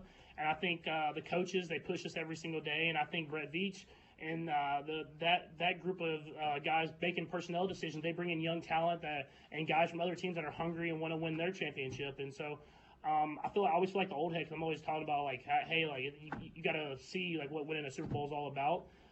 But there is a thing you want these other guys to experience it too, because even though it's the same, we're the Kansas City Chiefs. A lot of guys haven't won that Super Bowl or got that ring, and you want them to have that same experience. Karen? So is that the secret to not just getting to the top, but staying there? You're going in as champions again to training camp. And so is there something you learned from last time that you go into this time with the title of champions, knowing everybody gives you your best shot always, and the bar is a little bit higher again? Yeah, I think it's just, at least for me, it's about maximizing the moment. I know that I'm not going to always have this team around me. Travis is 45 years old. Chris is getting up there in age too, still playing at a high level. And all these guys are at the prime of their careers, and you never know if you're going to have this team. And it's not. And I never have regrets about when you play your best and you lose. But I don't want to ever have the regret of not giving my best every single day, and then looking back and saying, hey, we had the team and I didn't do what I needed to do in order to put us in the right position. So that's where I feel like it's not always about winning. It's not always about winning that Super Bowl championship. It's about leaving everything out every single day to give yourself the best chance, and whatever happens, happens. Because at the end of the day, everybody's trying to win it, and there's a lot of great teams. But I think we have as good a team as anybody, and we can win it. So I'm gonna try to do whatever I can to put our team in that position. Patrick, obviously Andy still challenges you as you're talking about, but there's been a wavelength with him from the time you met him, basically. And I wonder if you could just describe how that's grown and maybe what ways you feel like you always sort of know what's in his head and vice versa. I think it comes with just preparation. He's very open. He tells me what he's thinking throughout plays. I mean, you'll see him. He's right there behind me. He'll ask me questions right as the play goes on. What did I see? Stuff like that. And I've kind of got a feel for what he's looking at, why he's calling plays, what he's calling it for, and everything like that. And then the person that he is. I mean, he truly cares about everybody in that locker room. He wants everybody to succeed. And he tells guys all the time. He said he'll be your biggest fan. If you don't make this team, he's going to try to get you on another team. And that's just who he is. He cares about the people as much as he cares about us playing on the football field. And I think that's why you get such effort and greatness from these guys, because we want to do whatever we can to help him out. And will you guys leave each other alone over the next month, or are you going to be, calling and texting? How much? Like I try to leave, and then he always calls me at the most random times. Like he'll call me at like 4 a.m. and I'm just like, Coach, I'm sleeping. And he's like, he's up. He saw a play that he likes. He wants to talk to me about. And so it's I love it though. We love football, and that's why we get to come up with these creative plays, because he's always working. Last one, Nick. Yeah, Patrick, going back to the Netflix series, with the amount of access you give to them, what are you hoping people take away from watching it? I don't know if I hope people take away from this, but they're going to see how different I am here and then on the field. I think that's the biggest thing that you're going to see is I try to cut out as much profanity as I could, but it's hard. You would get nothing in the whole game. And so I think you see that, and then you see the process of throughout the week. And I know you hear it in the trailer and stuff like that. People don't. I mean, it's just hard. Not a lot of people see the process of throughout a week of how much preparation and working out, and then it's a long season. It's 8 months pretty much from July until February, whatever you want to call it, and OTAs as well. And so you have to prepare, and it's a long process of you're getting better. Even if it's not that day, you don't have the success you want. You did it for a reason to get better, and I think that's what you're going to see. And I think you see it from 3 different perspectives at the quarterback position, and you can have success in all different ways. So it's really cool, and hopefully they pick up another season. We get some other quarterbacks, so you can see their perspective as well. All right, thank you. All right, there's Patrick Mahomes, Andy Reid and Patrick Mahomes. We'll take a timeout. We'll come back. We will talk about what we heard from the head coach and the quarterback. A lot of stuff there. A lot of fun stuff, too, from Patrick Mahomes talking about the Netflix series and attempting to cut out the profanity, but then there wouldn't be anything there if he just cut out all the profanity of what was on the field. So we'll take a timeout. We'll come back. We try to cut out the profanity on the other side. More Zone next. Take the show with you by listening live on 810 WA.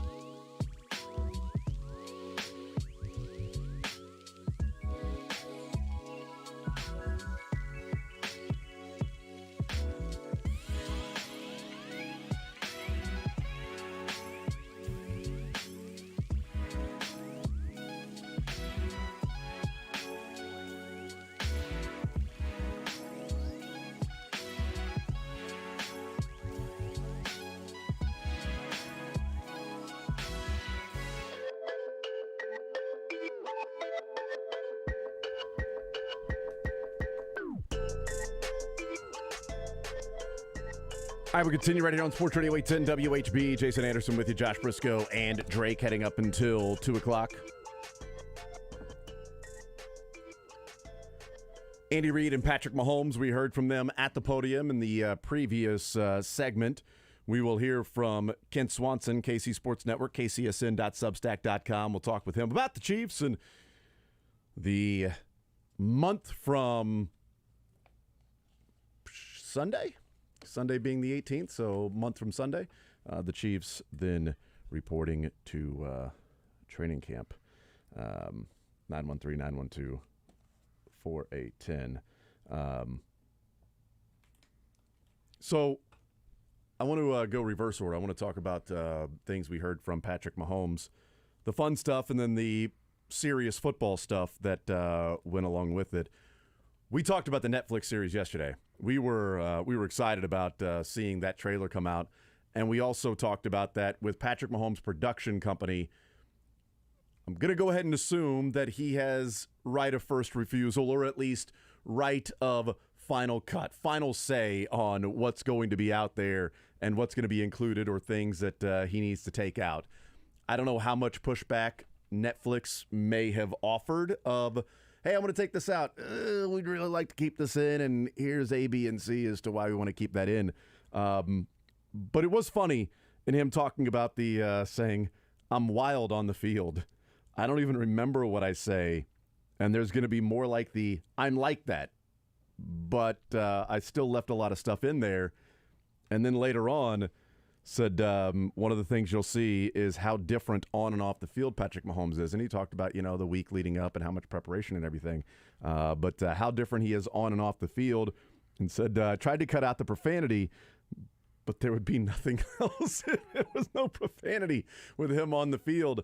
I can't wait to watch this thing and to see and hear more of what takes place on the field when he was mic'd up every play, practice, game, many things behind the scenes, but what's actually happening on the field. I can't wait to see some of those things.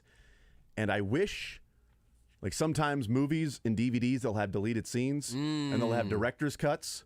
I would love to see or hear the raw audio of what did not make. I'll pay extra. I'll pay for Netflix like super premium. I'll sign an NDA, I guess. I don't know. Well, no, because if I hear it, I want to then talk about it. Well, that feels like they probably wouldn't let you see it then. Yeah, I know, right? My guess. It's the reason they don't want people to see that. Somebody has seen that.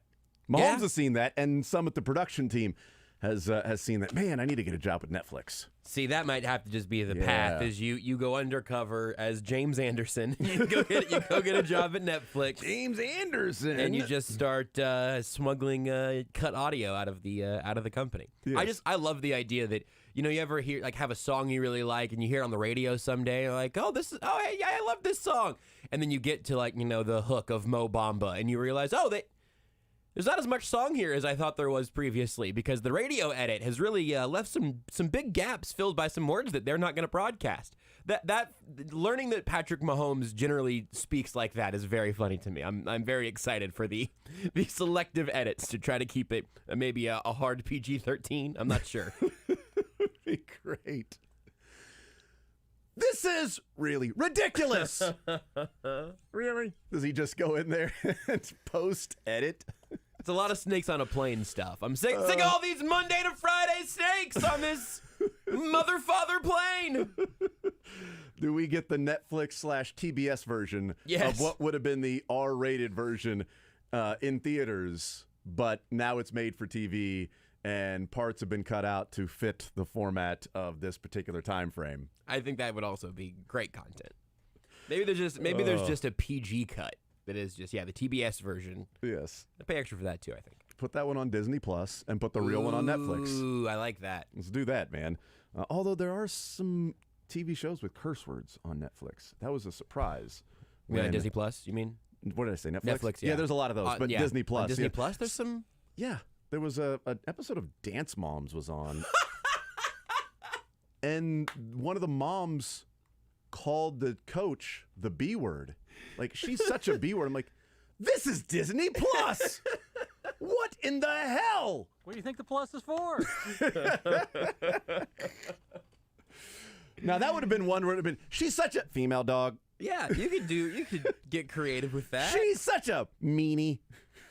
It's Disney Kids Plus. bop it. Yeah, get kids boppy with it. She is such a stupid face. I didn't know you were such a big Dance Moms fan.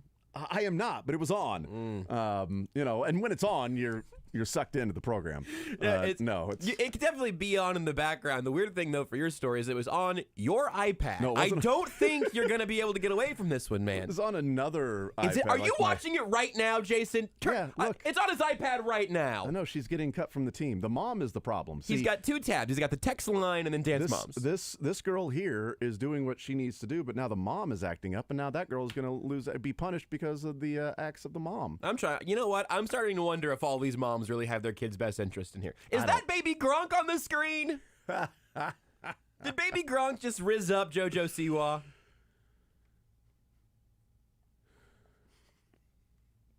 Man, that is a different language that you just used right there. I imagine somebody's in a ditch right now. Drive safe, everybody. I have no idea what you said, but I'm going to take your word for it that it means something. So we'll see what comes out in the Netflix special, but I certainly am excited for all of that. Text says, LOL, monkey fighting snakes on this Monday to Friday plane. Monkey fighting. Oh, that's great. I'm sick and tired of monkey fighting snakes on this Monday to Friday plane. Maybe that'll be on the Netflix special. I'm here. So that's the fun off the field parts of it. The things that I thought were interesting in talking about the wide receiver group a few things here. One, as a group, and then individually, a couple of points when he said that, last year they were all learning. So you had Juju and MVS and Sky Moore and Justin Watson, and they throw in Kadarius Toney, that there wasn't a whole lot of teaching for the new guys. They were all the new guys. Now this year they know what to do. They've had a year in the system. They can teach the other guys. You also learn a little bit more when you're teaching as opposed to just learning or reading it yourself. So that's interesting, and the same thing for the secondary, that there's an expected level of improvement in the secondary when he talks about how they're disguising the coverages. They're way more comfortable, the communication that's there. Andy Reid said there aren't any busts that are going on in practice where that was happening last year. Individually is Sky Moore, because I think this is going to become somewhat of a conversation over the next month leading into training camp, because it's been a lot of a conversation of guys taking steps forward. A lot of Kadarius Toney. MVS, is he just the guy that he's been? No Juju, what does he do? Rashee Rice, what can he be? Sky Moore, does he take that step forward? And there's been a decent amount of Sky Moore conversation the last few days. And Andy Reid saying he was targeted the most, and he's got the trust of the quarterback. Patrick Mahomes talking about Sky Moore. Talking about another year in the offense. First year, Reid offense is tough. Second year, they take off. But he said, and this is what stood out to me, he's going to be called upon more of the Juju role that he was in, more of the role Juju was in. He's going to be called upon more and more of the role Juju was in. When we've talked about this wide receiver core, I don't think at any point in time, certainly I have not, maybe others have, and they have put those pieces together quicker than I, but I haven't heard anybody discuss Sky Moore filling in for the Juju role. It's more of the, okay, can Rashee Rice do that? Is he a bigger guy, working in the zone? That's what Juju was able to do. Justin Ross filling the Juju role, but Sky Moore filling that Juju role. What'd you make of that? Are you? Did you have the same reaction, or are you smarter than I and thought, no, Sky Moore can fill and play what Juju was playing? Jason, being smarter than you, I don't like to set unrealistic standards for myself. But I think I've said that on the show before. Certainly somewhere I've definitely said Sky Moore and Juju and made that comparison, because I do think that's where the biggest void is. I have not heard anybody talk about it, and I might not have said it on this show. I talk plenty. I don't know. I apologize for the sarcasm being too serious there. I was doing the whole, I don't know where I've heard this before. I haven't heard anybody say this. You mentioned it a couple times, and we've had brief conversations about it. I don't want to be. But the funny part, I don't want to guess too much about when your sarcasm is there, when it's not. Totally I just think, I was. I just want to be. I can't be smarter than you. I know that. I've accepted that. You've told me that during so many commercial breaks. No. It was. Yeah. I mean, come on.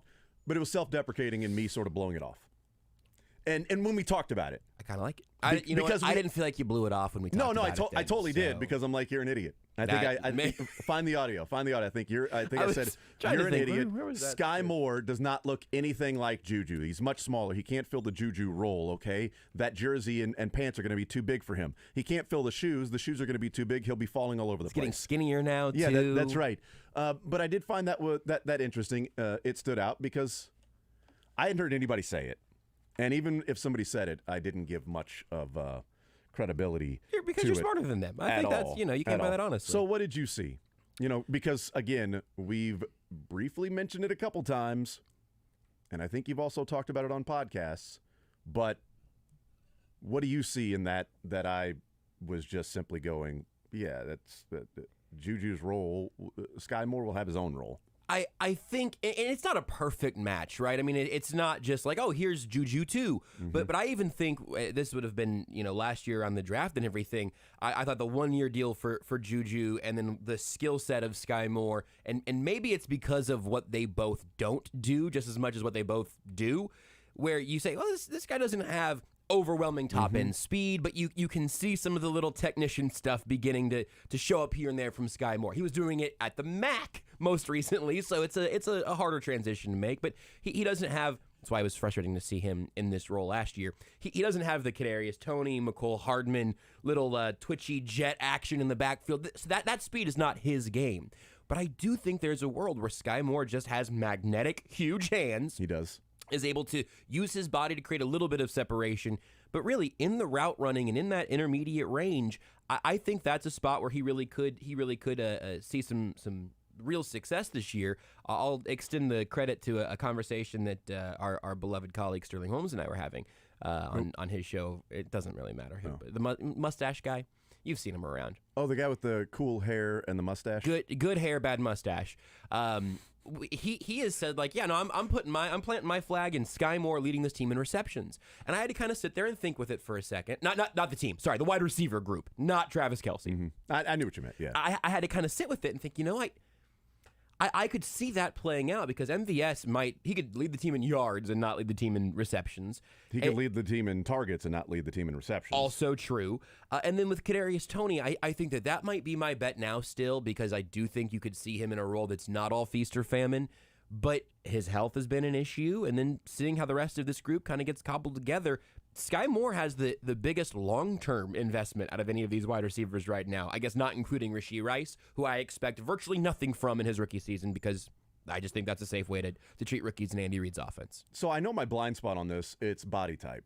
And when I think of Juju Smith-Schuster, I think of somebody that's boxing out down in the paint and bodying guys to go up and make catches and being able to run a route, and even if he's not open, not allowing that guy to sort of get around because he's a bigger dude and stronger. And we saw that a number of times this year where it was a crucial route that had to be run, and he beat a guy and dove for the first down, and it was like, well, he's that big, so he's able to do that. And Juju goes to the Patriots, and Rashee Rice is drafted. Right. So my blind spot is not necessarily filling the role of the routes and the targets. My view of filling the role with Juju was who's the guy that can go and make the contested catches and be the bigger post player when you need a rebound or you need a bucket or a foul, throw it down to Shaq and, he'll get fouled or he'll score. That would be the back shoulder stuff is not going to be Sky Moore's game. Right, but that would be Rashee Rice or Justin Ross, obviously, would be that guy. But the specific position and routes and target share makes a lot more sense of what Sky can do because he was viewed, coming out of college, he was viewed as a guy that could run routes and could get open. And that's where I've differentiated between Sky Moore in year one and Rashee Rice in year one, where Rashee Rice's strength is maybe a back shoulder, making these acrobatic catches. High point of the ball. Exactly. Yes, if Mahomes says, I'm going to throw the ball to Rashee Rice, he may not be open, but this is an outlet. This is somebody that I can at least try to get a reception from, and he can go and make the catch. That's not Sky Moore's game. So Sky Moore's game was going to be more precision, route running, being in the right spot, having the trust of the quarterback that when I go through my progressions, you're going to be where I need you to be. That, to me, is a much more difficult learning curve than this guy's a big dude, and I'm just going to throw him the ball because he has elite-level catching ability when in traffic in contested catches. Right. So the production I expect to be more for Rashee Rice this year than Sky Moore. But the way in which he accomplishes that, to me, is going to be vastly different. And that Juju role of the back shoulder, of the big body, and I'm going to throw it up and let him go make a catch, could be Rashee Rice, but so much more on a limited basis where Sky Moore fills the role and the need of the targets. And I think it's interesting that you really can kind of just split up what Juju has done. And also a reason that I think even right now, his role last year was underrated ultimately because it's both the higher pointing back shoulder, sideline kind of stuff that you can get every once in a while. But for me, in the spot where I have seen Sky and Juju overlap is in the need 6 yards. Where is last year? It was Juju. If it's not Travis Kelce, this year I'm wondering, can it be where's Sky? 6 yards and a first down. And if that chain moving aspect can be there, which I really still do think it will be, especially on the breaking stuff for Sky Moore, I'm excited to see how that kind of makes the offense evolve a little bit. I do think it's interesting to say that there might be more room for Rashee Rice this year than there was for Sky Moore last year. I'm I'm so hesitant to buy into the rookie wide receivers. Agreed. But I really want to, so that might be one of those bad investments I make at some point later this offseason. All right, we'll take a timeout. We'll come back, and in the break, I'm going to talk to you about trying to act smarter than me. That's going to be an issue. Will not happen again, sir. Yes, please. Sorry about the eye contact. Yes, that's Mr. Anderson to you. You're in the zone with Jason Anderson on Sports Radio 810 WHB.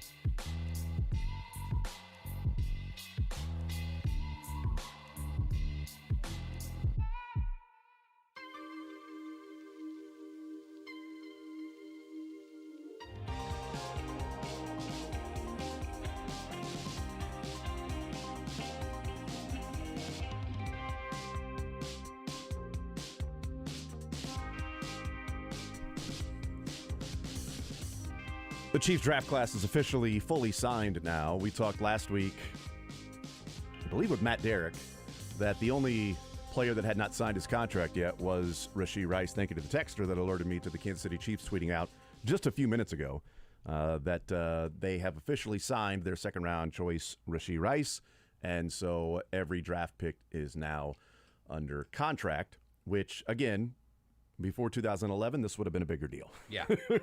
Okay, the Rashee Rice contract watch is now done. It's over. And looking at the Chiefs' cap space, right now they've got about 1,100 according to Spotrac. But their top 51, when you get down to the end of the top 51, guys are counting 940,000 against the cap. So he's only going to add to the cap what his number is minus 940. So it might only be a couple 100,000 that he's going to add against the cap because Wanya Morris is less than $1 million. He's a third rounder. So I would get, even if you go 1,100 for Rashee Rice in his cap hit this year, then you're only talking about a couple 100,000 that is being added to the actual cap. They are, at least at Spotrac, they are just at 1,100 or so, but there's an expectation that some of that will be alleviated with one Chris Jones when that is done. So Jaden Reed, who is the 50th pick, the wide receiver out of Michigan State, Spotrac's got, over the cap, has him at a $750,000 base salary, which seems kind of low. Meanwhile, like last year, Alec Pierce, who went in the second just before Sky Moore did, his cap number was about $1.2 million. So something around that $1 million range for year one of Rashee Rice. And like you said, shouldn't really affect the bottom line that much. Yep, so we'll see. We'll see. 913-912-4810 is the text line. 913-912-4810, the text line. Thank you for letting us know that. We'll talk with Kent Swanson, KC Sports Network. For real this time. KC Laboratory Podcast. Yeah, he, like Josh, has decided to return stateside. It's time to tee it up at Edwin Watts Golf Shops for the hottest gifts for dads and grads. Featuring the tailor-made Stealth 2 drivers. The Stealth 2 drivers combine 60 layers of carbon for more speed and longer distance to unlock forgiveness. And from Bushnell, the new Tour V6 Series laser rangefinders provide you the most accurate distances in golf. There's always gift cards for dads and grads in any amount. Edwin Watts Golf Shops, home of the 90-day satisfaction guarantee, and shop us in store or online at edwinwattsgolfshops.com.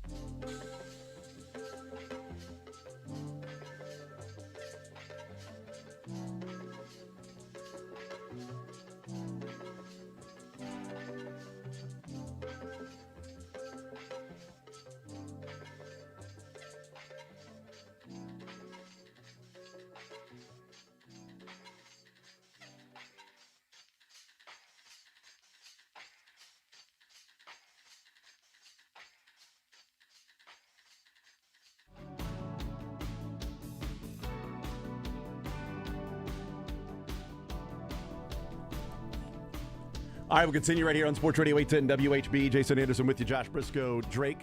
We'll play some sports or leisure an hour from now. Give away $25 to Johnny's Tavern. We'll bring that back after the month hiatus or so. We'll talk some NFL football right now, some Chiefs football with Kent Swanson, KC Sports Network, kcsn.substack.com, KC Laboratory Podcast. Kent, welcome into the show. How are you, sir? Oh, I'm doing fantastic. Twitter has reached peak June for football content. It's just so much fun out here right now. Do you have your nice base tan to get you ready for pool season around here, or were you unable to do that with the terrible weather in Hawaii? Oh, I tell you what, the weather was just so bad. I didn't get sunburned. I was very proud of myself for not getting sunburned. Were you planning on it? Were you hoping to get sun? We never made it to the World War II museum there. We never made it there. Unfortunately, I didn't get sunburned. That's what you sounded like there. We didn't make it to the World War II museum. I was kind of, I was kind of anticipating getting a little burned. I mean, we are in the Midwest. We don't get that kind of sun. Like, it was only 83 there, but we don't get that kind of like direct sun here in Kansas that we do there. It just hits different. So I was terrified I was going to get burned. Was the volcano exploding your fault? Because I'm pretty sure that one of those volcanoes started exploding while you were there. Yeah. I was a different island. Okay. It was a different island. So my mom was freaking out. I got a text. And by the way, I don't know if you guys have been to Hawaii, but the time difference is just drastic. And, we're getting texts at, 2 in the morning because my mom's up. They're 5 hours ahead of us, like freaking out about the volcano. It's a different island. We're good. We're fine. Josh, say do you know volcano. about like the time difference and everything? Have you experienced that recently? Yeah. So I know that can be an issue, and sometimes that can be a good excuse for why you can't do radio and you're expecting to. Yeah. You can say, I'm going to be asleep over here in this beautiful island. For me, it wasn't really a problem. I just just kept pretending that your texts weren't coming through and just ignored them all week. What? That's what. Well, Josh. That's why it took me 3 days to text you back, Josh. Yeah, that makes sense. Your phone was still sorting out. You'd been back in the city for about a week at that point, but your phone was still figuring it all out. I get it. Gosh, I should use that excuse here that, it's the time difference. I don't know why. Like, we're in the same time zone. Well, you're like a tenth of a second sooner than I am. So it's a whole text thing that comes through. Like, Josh, you had issues in Europe. Kent had issues in Hawaii. Like, it's just, that's why I'm rough with the texting back and forth. It's the time difference from Kansas to Missouri sometimes, or the Northland to being down south. It's that famous Johnson County jet lag. Yes, everybody says that, and mainly that's with Johnson County private jets. That's right. I feel jet lag in Johnson County more often than not, actually. Because of those private jets flying by. Yeah, is that why? So Kent Swanson is now back with us after spending a nice vacation in Hawaii. And boy are his arms tired. I hope it was enjoyable, and you are refreshed and ready to go for now the Chiefs taking this time off for the next month or so before they get ready for training camp. All right, so let's start with what has been a conversation these previous few days, Kent, and that is, well, maybe not these previous few days, but the last month or so. I haven't given it much thought or cared about what the ramifications are of that, but Chris Jones was not at any of the voluntary stuff and wasn't at mandatory minicamp. And I'd mentioned on the air, 2019, he didn't show up to any of that. He showed up first day of training camp. So he hasn't been there for anything this offseason. Level of concern, if at all, for Chris Jones and the Chiefs that he's yet to be present. I'm not concerned, I don't think.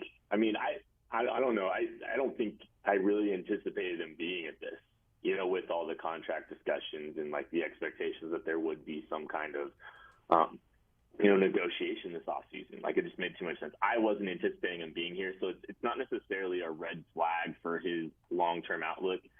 I'm just more fascinated in the conversation and the presentation from the media around it, because then maybe there's a few context clues about how things are actively going. I think it might have been Schefter, hey, Chris Jones, who the Chiefs are open to, signing to an extension this offseason. Just the way it's presented is more fascinating to me than the fact that he's not there, because I put the chances of him being there at 3%. Yeah, I did too, and that's an interesting one with Schefter, because that's sort of the Chiefs would like people to know that, hey, we are interested in signing Chris Jones to an extension. That tweet was from the Chiefs, from Adam Schefter, not from Chris Jones or his agent.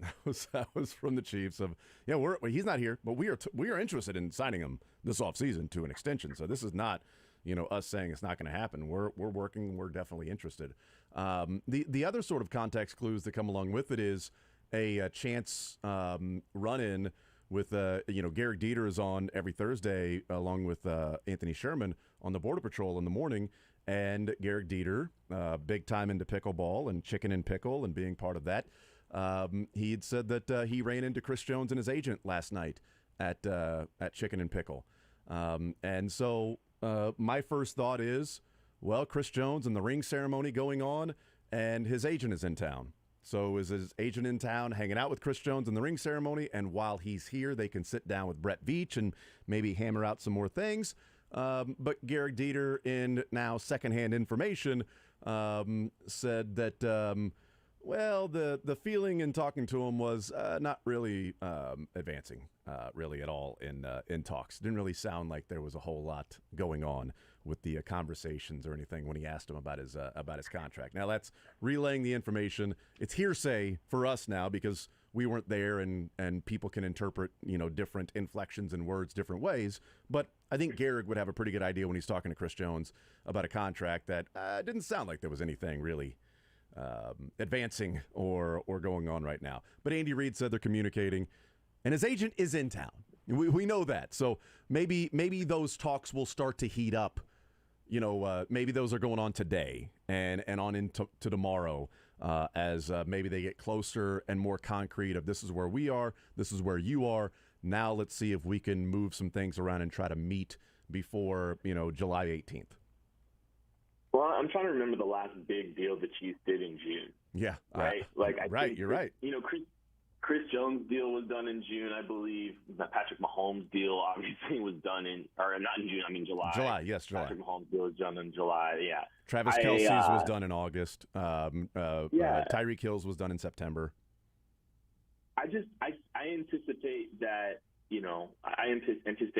this team will get things heated up, closer to training camp. And I think Patrick Mahomes might have even said that. Assistant GM Patrick Mahomes might have said that as well on the podium today. But there's just so much time. I know some people I've seen some people reacting on Twitter about, let's get this done. Come on.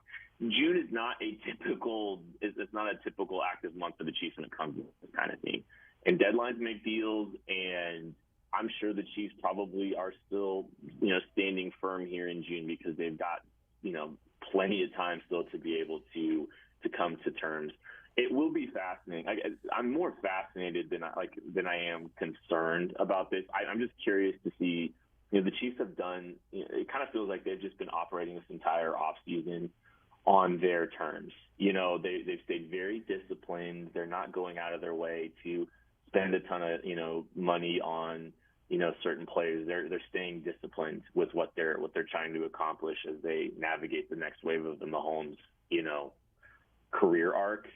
And I'm just kind of curious to see what lines they draw with Chris and where they wind up going, and if it does get contentious, because I think it'll probably get not too contentious, but I anticipate there will be some rumblings of a little bit of stalling or slow negotiations, just because I feel like that's how the Chiefs have done this entire offseason.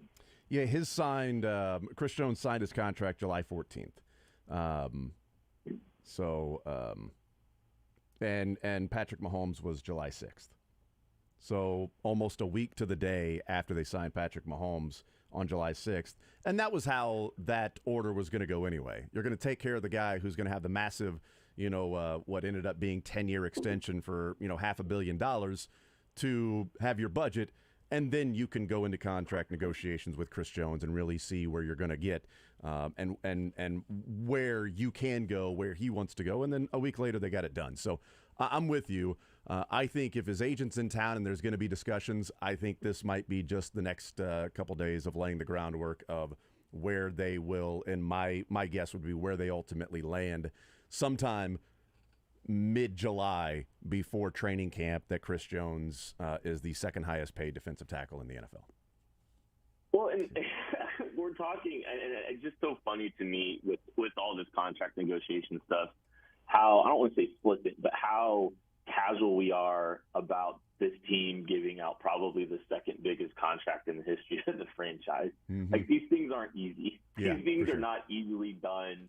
And, you know, I know, like, there wasn't ever, I don't think there was ever going to be any speed up, like with DeAndre Hopkins, for instance. I don't think the Chiefs were going to speed up the timeline on giving out the second biggest contract in team history to accommodate getting something with DeAndre Hopkins done sooner rather than later if they were going to do that. So, like, I don't know. That whole conversation has also just kind of been interesting to me as well.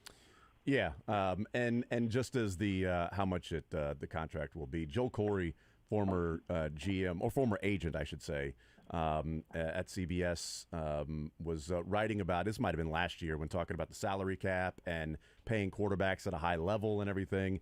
And the question he was asked on a podcast was, how many high-level, like high-end contracts can you have if you are paying the quarterback high-end? So they were talking about like the Bills. They're talking about the Bengals and the Chargers and the Chiefs with these big money contracts.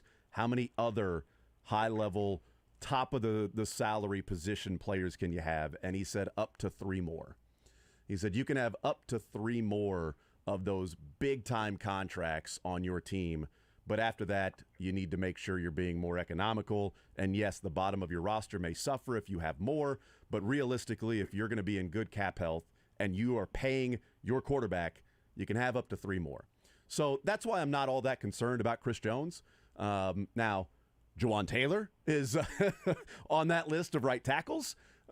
Chris Jones will definitely be on that list when he signs his contract and is right behind Aaron Donald. Patrick Mahomes will be number 1 after Herbert and Burrow sign their contracts. So, yeah, they're getting to the max part of the different guys that they can have. But that's where the trading Tyreek Hill comes in what they've done in the back end of their roster that allows them the flexibility to go and have this where Chris Jones, where you're not going, boy, if you do this, you are screwed next year and the year after that, and it feels like you're trying to just push all your chips into the table to go for it this year. This is they're going to get it done, and it's not going to kill them cap-wise because next year is when they're really going to feel the relief of not signing Tyreek Hill. It's next year when he's $30 million against the cap for the Dolphins. That will not be on the Chiefs' cap. That'll be somewhere else, and they'll have that relief, and they'll have the rookies. Joe Tooney's cap is there you go. $22 There you go. million That's this year, by the way. there's one too. That's crazy. Yeah, I think there's a couple. Yeah. Yeah, no, for sure. A couple other pieces of context with all that, though, I think are interesting. Travis Kelce's severely underpaid. Yes. He's probably worth double what he's getting right now. So, like, there's that benefit.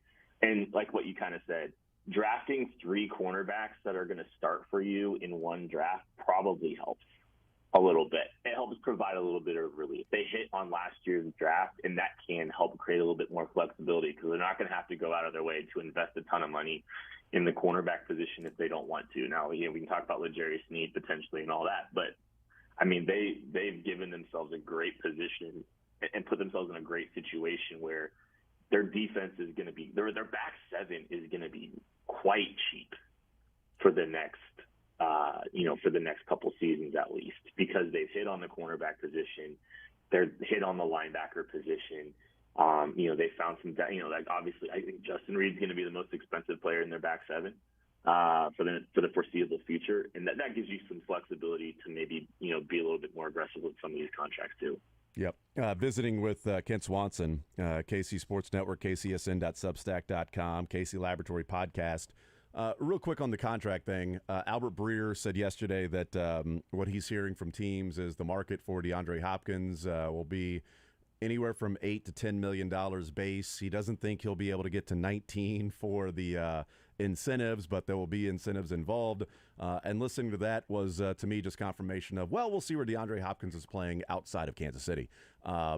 What's your takeaway to just briefly, and we can move on, because I certainly feel like $8 to $10 million base ends the conversation of the Chiefs and Hopkins. I think I don't know if he's going to get 8 to 10 when it's all said and done, because I think if DeAndre Hopkins was finding a contract that he found appealing, he would have signed by now.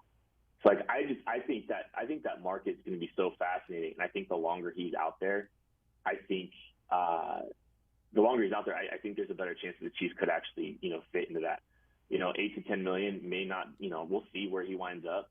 With that kind of base, but if this thing goes into July, Chris Jones gets his deal done, there's going to be some flexibility to be able to add DeAndre Hopkins if they want. In the way the market is, exiting buildings without deals I don't think that's typically a great sign, And he's already exited, I believe it's the Panther or the Titans building without a deal, and there's a chance that he'll exit the Patriots, building without a deal too. I think there was a report from Rap Sheet, Ian Rappaport, that DeAndre Hopkins is going to take his time. It probably won't be a deal done, and that just that's lip service to me for he's not getting what he wants, and that market will continue to tumble until he actually signs a deal. Yeah, I guess my point would be is if he's looking for $8 to $10 million, it ain't going to be from the Chiefs. So he's going to have to come back to the pack a lot. I don't see the Chiefs going and saying, well, we're going to offer you this. Okay, now we'll give you $8 to $10 million. I think even if some salary, cap frees up with Chris Jones, I don't know that that's necessarily going to be an automatic. Now we'll go and give the base salary to DeAndre Hopkins, and if there's incentives that can take it up to 15 or 16, now you're moving that over to next year's cap and everything. So, yeah, that market would have to come back, and maybe it does. Or maybe he waits in training camp and somebody gets injured, and then they're like, all right, we're going to give him the money because we want to save our season. And do like the Vikings traded a first-round draft pick for Sam Bradford when Teddy Bridgewater got injured in training camp. Traded a first-rounder because they were like, we got to have a quarterback, and we're not going to end the season, so we'll give up next year's first so we can have a quarterback this year, whether it was worth it or not. We'll see, but yeah, I'm not expecting DeAndre Hopkins to be a Chief, and especially if he's looking for $8 to $10 million. But it brings us to the wide receiving core, and Sky Moore has been talked about this week, a good deal, and he's getting, Andy Reid said, targeted a lot more in the OTAs. Sky Moore talked about, all the things that he's familiar with now and what Patrick Mahomes wants, and said that, if he looks my way, he won't regret it. And then Andy Reid saying that Sky Moore has the trust of the quarterback. What do you think of some of the conversation around Sky Moore? Does expectations, maybe thoughts of his production this year, does that increase right where you thought it would be? But Sky Moore has been discussed a pretty decent amount for those that are out watching OTAs or mandatory minicamp.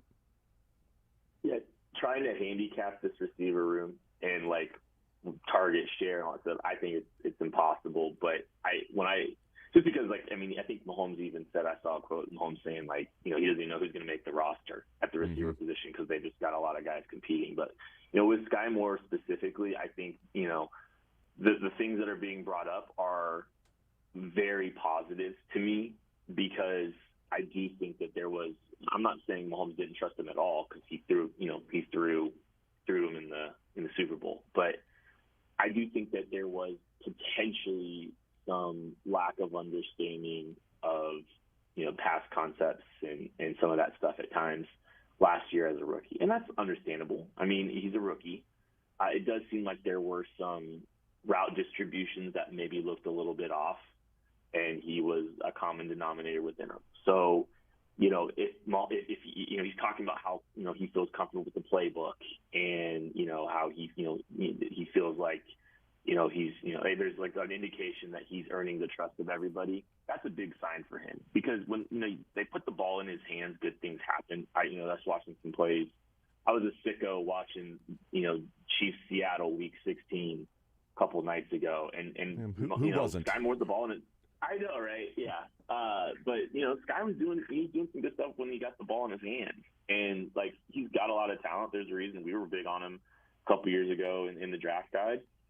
trust is huge. Trust is crucial. I'm optimistic hearing those particular things about Sky Moore's situation. It gives me a little bit of hope. Yeah, the targets for Sky Moore, it is interesting, and it makes sense as you're further down the depth chart. I mean, when guys were healthy, his targets were 1, 2, 0 per game. Then they had a lack of receivers with injuries with Hardman and Tony, and his targets are 6 and 6. Then guys come back healthy, and it's 0 and 2 and 0 and 1. And then injury 4, and then the Bengals game 7 because of all the injuries. So it sort of felt like, okay, when you have to be, we'll target you. But when I've got other options, I'm not targeting you. I'm not looking your way when you're in the game, even if you're playing a number of snaps. And that obviously has to change this year. And I thought it interesting when he talked about being down in Texas that after you run a certain route, you can stop and talk to Patrick Mahomes about, well, I need you to do this, or this is when you look, or this is how fast you run this, and then do it again, and then do it again until you get it down. OTAs, you run the route, it's completed, not completed. Now you're calling a different play, and you're moving on to the next one, and there isn't a whole lot of conversation immediately to do that, which just, adds to how good, the chemistry can be with Mahomes and his receivers when it's knowing exactly what you need to do that the quarterback wants you to do, and also learning the culture and, just knowing what OTAs are going to be like, knowing what mandatory minicamp is going to be like. You're learning a playbook, learning what the quarterback wants, and learning about how you got to go about your business and what's going to happen and trying to find the cafeteria. All of that in year one, as opposed to those things are taken care of.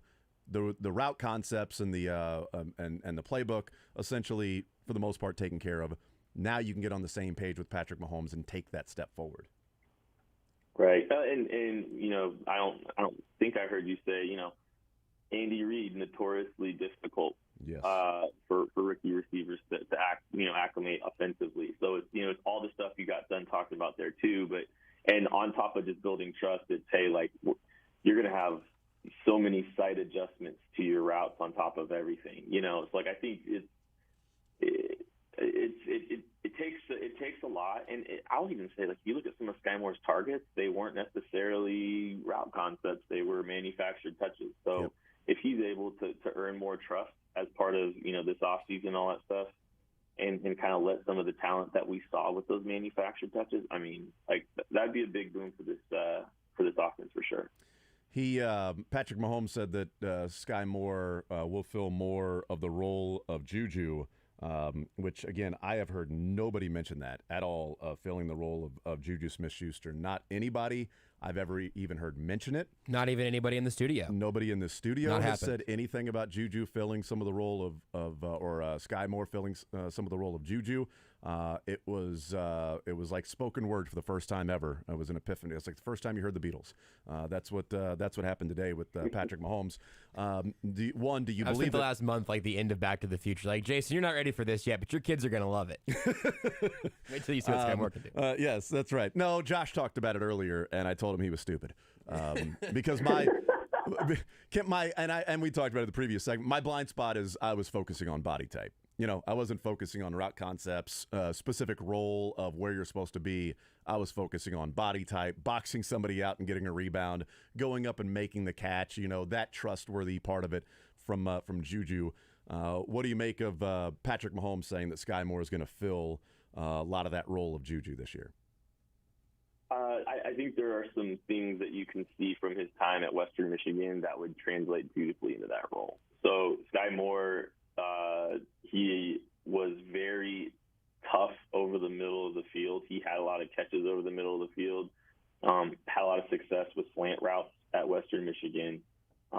Surprisingly, not surprisingly, he's got a pretty big catch radius for a guy his size, and he's got massive hands. And he's willing to hang in there and make tough catches in the middle of the field. He's got some of that ability to run through a catch and get guards after the catch. Not necessarily like a burner like Tyreek, but he's still fast. He's a guy that's just physically tough to bring down after the ball. He kind of carries himself a little bit like a running back. Matty Lane calls him Thigh Moore because he's just got these giant, dense thighs. So I think there are plenty of there's some things that he can absolutely fill in that role for sure. Rashee Rice, I think, is a guy I'd pay attention to a little bit in those kind of roles as well.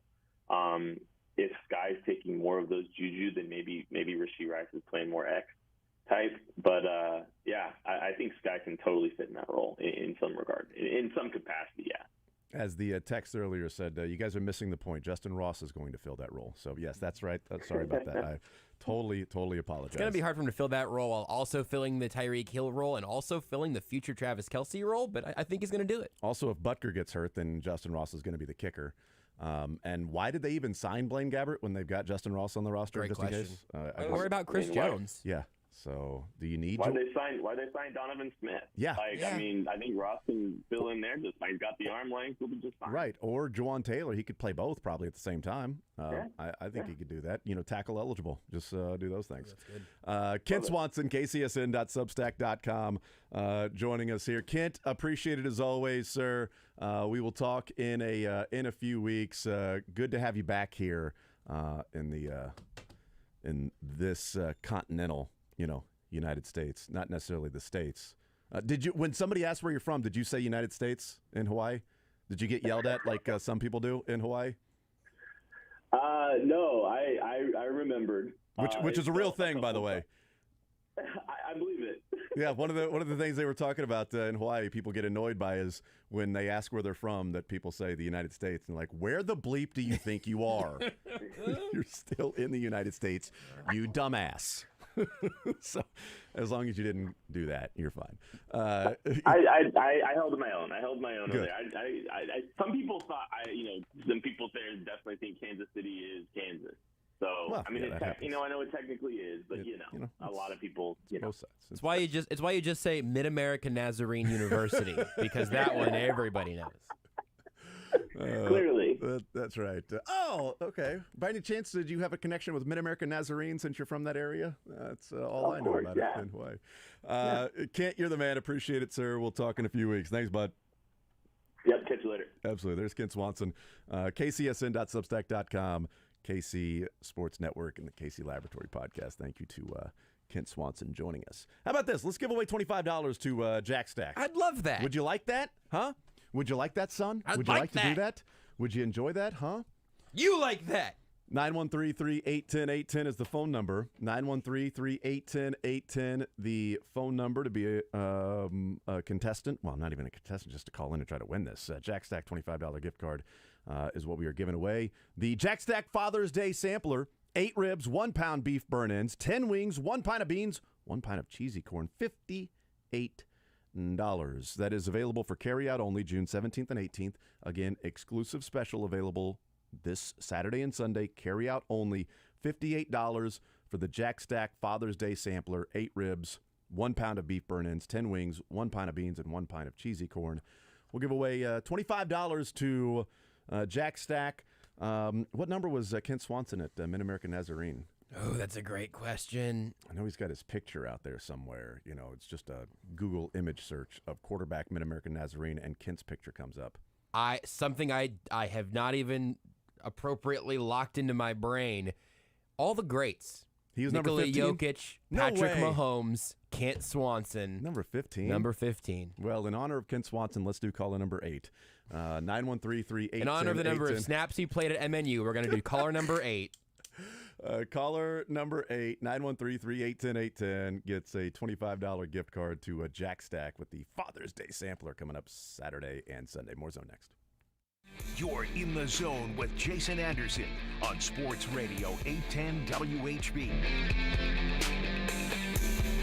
Men, it's summertime. That means getting outdoors, having fun with friends and family, going on vacation, and so much more. It's also the time when we celebrate Men's Health Month, which is a good reminder for all of us to keep focused on our health. This is Jeff for Heartland Men's Health. And if you're like many men, perhaps this summer you're not feeling quite like yourself. Indeed, if your energy is down, your workouts are off, if you can't sleep or your sex drive is off, it's very likely you have low testosterone. And if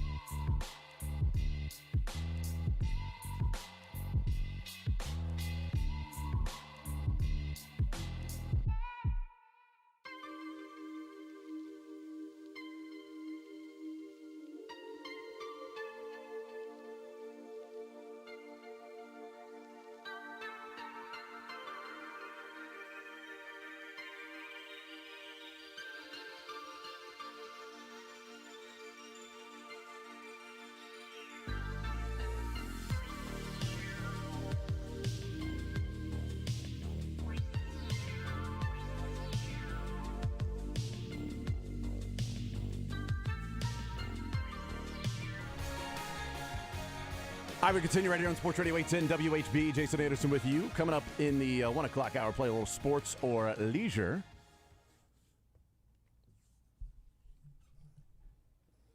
All new categories on the leisure side. Oh, really? Yeah. Really? Interesting. Tease. All fresh categories. Mm-hmm. Mm-hmm. You watching Dance Moms over there? I am, yes. I am. I'm doing that. 913-912-4810 is the text line to join us to be a part of the show, part of the conversation.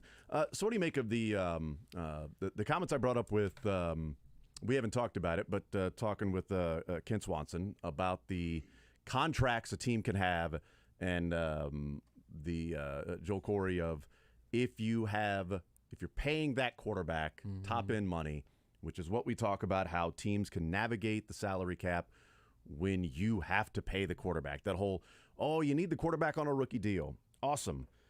And the quarterbacks on a rookie deal who have won the Super Bowl are Russ and Patrick.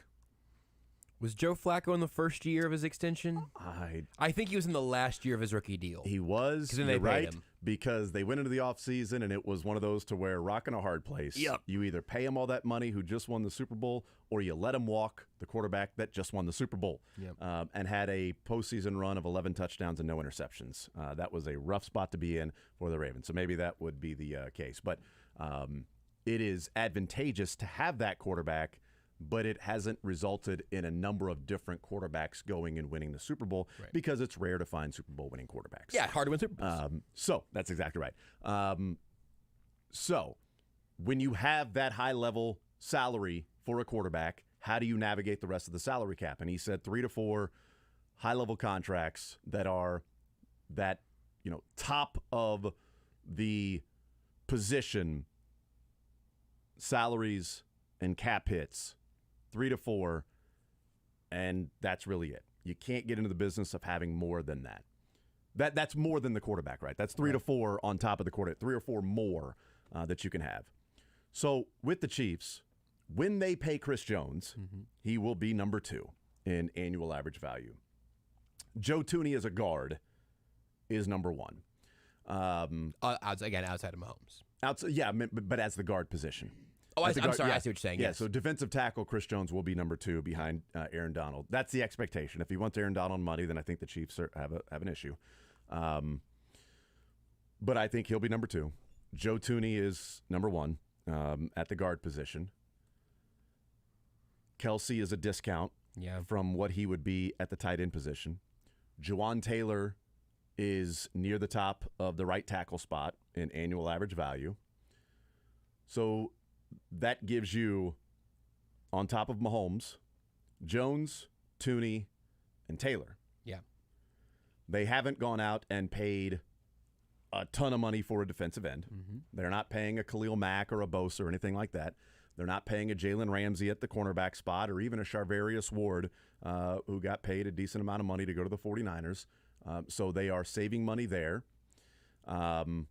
They don't have the wide receiver that is making the high-end money, so they're saving money there, which is why sort of the Chris Jones part of it is if you say 3 or 4 more, the Chiefs have 3. Yeah. Which could then, in theory, allow them to go and get somebody else. But that's what's been good about the Chiefs drafting and why it continues to be vital and important for them to do that and keep supplementing is that you can have that depth across your team with cheaper players while having some high-end elite contracts. Elite contracts, because Frank Clark's contract is not on the books anymore, except for the dead cap hit this year, but it's not $26, $27 million cap hit like it was 2 years ago in 2021. Elite contract, not elite player. So they have space for Chris Jones if you're looking at it from that perspective of an agent / also the GM, the finance side of it, saying this is how you can construct a roster. You can't get crazy and just pay a lot of people because then you're going to have to pay the fiddler at some point. Because what the Chiefs don't want to do with Patrick Mahomes is be in a position where they've got to sell everybody because they have put themselves in cap purgatory. And that's as big a part of Brett Veach's job is to make sure the window every single year is open with Patrick Mahomes and there's not a spot where you're in and you go, we can't sign this guy or that guy. We got to trade that guy. We're going to take a big step back this year. That's why both the Joe Thuney contract and the Joe Thuney restructuring made both of us a little bit queasy at the time. Yes. It's like, hey, this is a really good player who has lived up to being the best guard in football, but it takes a lot of money out of that pool for you. And I do think it's really interesting to look at the deals that are about half of one big, $20-ish million deal. Because you could say, oh, well, that's Justin Reed and MVS, or it's Charles Omenihu and Justin Reed next year when Omenihu's cost pops up. I don't think the Chiefs are in an unhealthy cap space, even when the Chris Jones extension, I say, knock on wood, even with that getting done. But I like Kent mentioned last segment, this is the result of having a secondary that is on the cheap. And also makes me wonder what they're going to do with L'Jarius Sneed, because you could probably franchise tag him for 1 year, although I don't know what the corner tag number would be right now. I'll look that up and you can keep going. But so that'll be interesting to see if he gets schemed out like Ward. But when you not just hit a bunch of late round draft picks, but when you're knocking home runs, you don't need Josh Williams and Jalen Watson to be perennial all-pros. You don't need them to be Jalen Ramsey. In fact, if they're just really good and don't need to be paid $10 million a year, it might keep them around even longer. But to be able to have those rookie contracts that fill a lot of other spots, and frankly, I think it's what goes back to the core of the high-level rookie contract quarterback deal being the easiest way to a Super Bowl. It's easier, it's still really hard, but it's easier to get a really good quarterback outperforming a rookie deal than it is to get like 8 defensive players to all be overperforming from rookie deals just because you eventually run out of draft picks. And so right now, what I'm impressed by is how healthy, how much of that cheaper side of the Chiefs cap is, how good that math plays out. And then eventually, and not next year, but after 2024, they're going to have to move on from Joe Thuney if they want to keep making other additions at potentially more impactful positions. But the Chiefs have shown us for a while now that they think that protecting Patrick Mahomes is an impact position, and that's kind of hard to argue. There is a jump from what were the franchise tag numbers this year to next year. So it's pretty interesting. Across the board or just at corner? Across the board. Not as much at corner, to be honest with you, but across the board. Cornerback this year, franchise tag number was 18. Next year, it's 20. Okay, that's so to probably franchise too much. L'Jarius Sneed, it's going to be $20 million against the cap. That's projected. Those are the projected franchise tag numbers. But some of the bigger movers, like quarterback's gone up $6 million. So 32 this year. Next year, it's going to be 38. Defensive end went from 19.7 to what will be 24.5. Next year, the franchise tag of defensive end is going to be like $24.5 million. Defensive tackle will be $21 million to franchise. So if you're choosing between L'Jarius Sneed or if you've got a franchise tag Chris Jones again, you're looking at 20 or 21 between the two if you want to play that particular year out. Linebacker is slid backwards. Linebacker was 21. It's now 20 now it's 20. It's still 20? Yeah, it's almost the same thing as a cornerback. Running back is the special teams doesn't count. Running back's the lowest, tight end, then right after that, then safety, then linebacker, cornerback, defensive tackle, wide receiver, offensive line, defensive end, and on into quarterback. Offensive line this last year was 18.2. Offensive line next year is going to be 23.8. Wow. Those are projected based on all of the contracts that have been signed this year and last year and looking at the salary cap increase and percentage and all of those things. So if you're just looking at, well, do you go into this year with L'Jarius Sneed, play it out, and then franchise tag him next year? Well, that's going to be $20 million against the cap, which is the last 2 franchise tags the Chiefs have placed on players have been $16 million. Chris Jones was 16, they signed him. Orlando Brown was 16, he played on the franchise tag. This will be 20 for L'Jarius Sneed next year. Getting a deal done before this season with Sneed would make a ton of sense for the Chiefs. I just don't know if there's a way that it would make a ton of sense for Sneed, because one more year as good as the last couple that he's shown, and then hitting the open market. I'll have to double check what that Charvarius Ward payday ended up being. That's exactly what I'm going to look up right now. It was good money. I was thinking the same exact thing. Well, actually, you know what? Let me look up Charvarius Ward. And I don't know. $40 million, 18 of it fully guaranteed. It's not a bad deal for the Niners either. Yeah. I just don't. the Chiefs haven't given that out. And I know they've bucked the trend a little bit by just drafting Trent McDuffie, right? Like they have not ignored the cornerback position by any means at this point. But I'm trying to figure out what a good value for L'Jarius Sneed would even be. On Over the Cap, they do their their valuation for a player, and for 2022 they valued L'Jarius Sneed at $13.7 million.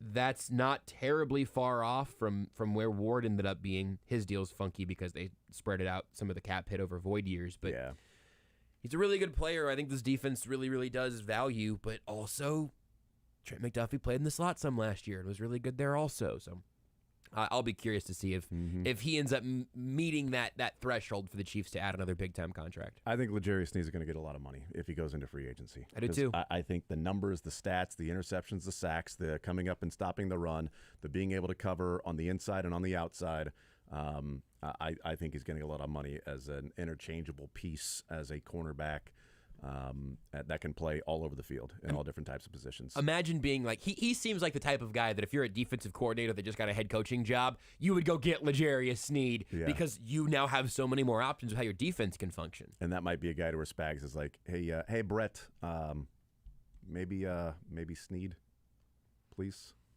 keep him. I wonder. Good morning. I really do. Or is it afternoon, Brett? What time? Sneed. LJ. We'll take a time out. We'll wrap up this hour. And then Sports or Leisure, 1 o'clock. More Zone next. Want to see more of the Zone? Watch the...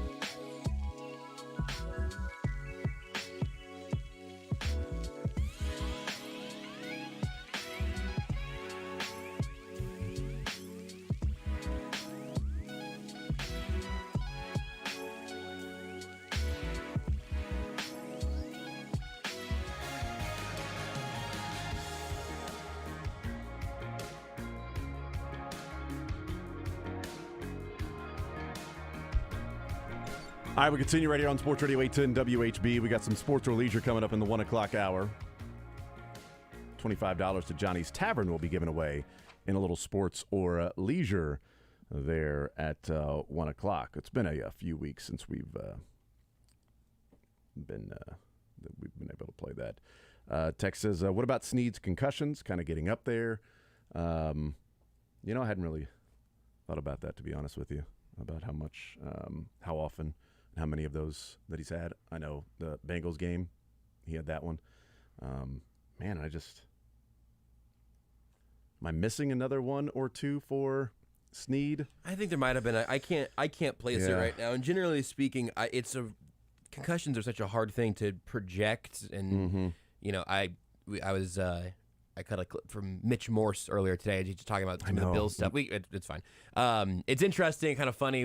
We can get to it whenever. But the reason I mentioned that is because he's the guy who I think of, man, like the concussion thing was something that not only made you worried about the team giving him a deal, it made you worry about him continuing to play football. And I think he's had another one or two in Buffalo and still seems to be doing really well and playing some great football there still. So that's just a tricky one to navigate because I don't even think that people with all the necessary medical information are always able to do much with predicting concussions. Tex says, Snead is Spags guy. He ain't going anywhere. And I generally agree with that. You know who else was Spags as a guy? Who? Anthony Hitchens. Where'd he go? Well, I think there's a difference between... I guess he's still going, technically. Is he? Yeah. I get the point, but there's a difference between being Spags guy and not being effective versus being Spags guy. Most of Spags' guys have not been that effective. Being Spags guy and then going to get paid. The Dan Sorensen, Ben Neiman category. Yeah, that's true. That's true. And Ward was not Spags' guy. Like, I'm not saying they were butting heads or anything, but he was not a Spags defensive cornerstone like Snead absolutely feels like. Yeah, and he wasn't a Spags guy to the point that they were willing to match the contract. Right. Of what the 49ers were going to give him. If he was in their budget, I think they would have no problem having Charvarius Ward as a chief. Absolutely. Because if Charvarius Ward was a chief, then they wouldn't have spent the draft picks on that many cornerbacks. But Ward signs in free agency pretty early with the 49ers. Now you know. You got Rashad Fenton and L'Jarius Snead. And what are you going to sign? Who are you going to draft? And they go get McDuffie. And then Williams. And then Jalen Watson. And you feel pretty damn good about the secondary for the Chiefs this year. And especially Andy Reid talking about an OTAs compared to last year with those guys that are all returning, that he said there aren't any busts this year in busted coverage. There aren't any busts this year like was going on last year. The communication is there, which is great. Patrick Mahomes saying that they're doing a lot more disguising of coverages in practice and things like that they just weren't doing a year ago. I'm also and again, I really do think this would be a hard breakup for them to get through, and we're a season away still if they don't get anything done this offseason. But I do think I think Spags loves Snead and also is pragmatic and has been in the NFL for a long time. Because if you went to Spags and said, hey, you've got these rookies, we could draft a couple more corners, can you develop them? Because if you can develop them, we got an extra $10 million this year we can spend on Charles Omenihu for you. And the Chiefs have not developed edge rushers, just from whole cloth. I think the higher picked guys will end up being useful. But Josh Kando and Josh Williams are very different stories. And obviously Williams and Watson are fresh out of their rookie season. But it's just all very, very interesting to me to figure out where you can develop and coach up and where you need to spend. And I think also just throughout Spags' history, they've rather spent on pass rushers than cornerbacks. And that's certainly been the case in Kansas City. Yeah, and Brett Veach has done that as well. But as he said, it's not like they don't want to spend money or draft capital. It's been circumstantial of the money that somebody wants or the draft pick at that particular time. The way they structure the contracts matter too. Yes. Because Joe Thuney's $22 million this year, $22 million next year. And because of the restructure, I don't think they're going to cut him at the end of this year and take the $13 million dead cap hit. So I think he's on the roster for 2 more years. Yep. But as they then move on from him at that point, Creed Humphrey and Trey Smith become free agents. Right. And if you re-sign them, you can have a slower cap hit the first year or two, whereas if you're re-signing L'Jarius Snead, 2025 can be where a big jump in a cap hit comes in for him, while then you slow play in the Trey Smith and the Creed Humphrey, and you sort of balance it out to where you're never having 4 or 5 guys outside of Mahomes that are making a lot of money, that you kind of look at 24, 25, 26. We'll see what they do with that. 913-381-0810, Sports or Leisure, next. Westwood One Sports presents this special report on the 123rd U.S. Open Championship, sponsored by Dell. At Dell Technologies, we push what technology can do. Find out how at Dell.com/welcome to now. Los Angeles Country Club hosting a major for the first time in its 100-plus year history. It's also the first time a U.S. Open has been played in L.A. in 75 years. Ben Hogan won at Riviera in 1948. Top of the leaderboard this morning features multiple players who earned spots in the field through qualifying earlier this month. Jacob Solomon, Dylan Wu, Paul Barjon from France, Gun Charancool from Thailand, all at 3 under. Also at 3 under, Xander Schauffele, who's ranked top 10 in the world, and Ricky Fowler, so a 6-way tie for the lead at the moment. Max Homa, who won a Pac-12 title at LACC a decade ago, is 1 back at 2 under. He's midway through the first round. John Rahm, 1 under through 7. I'm Ted Emmerich, Westwood One Sports. Now.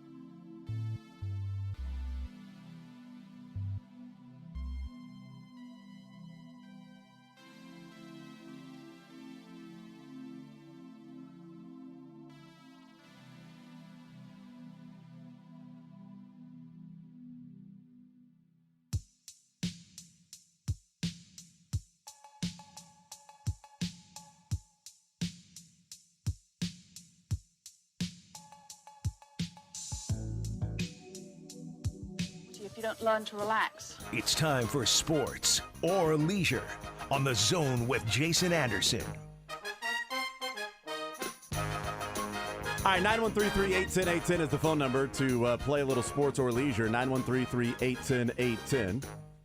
Sports or leisure presented by Johnny's Tavern. $25. Johnny's Tavern on the line, the premier sports bar in Kansas City.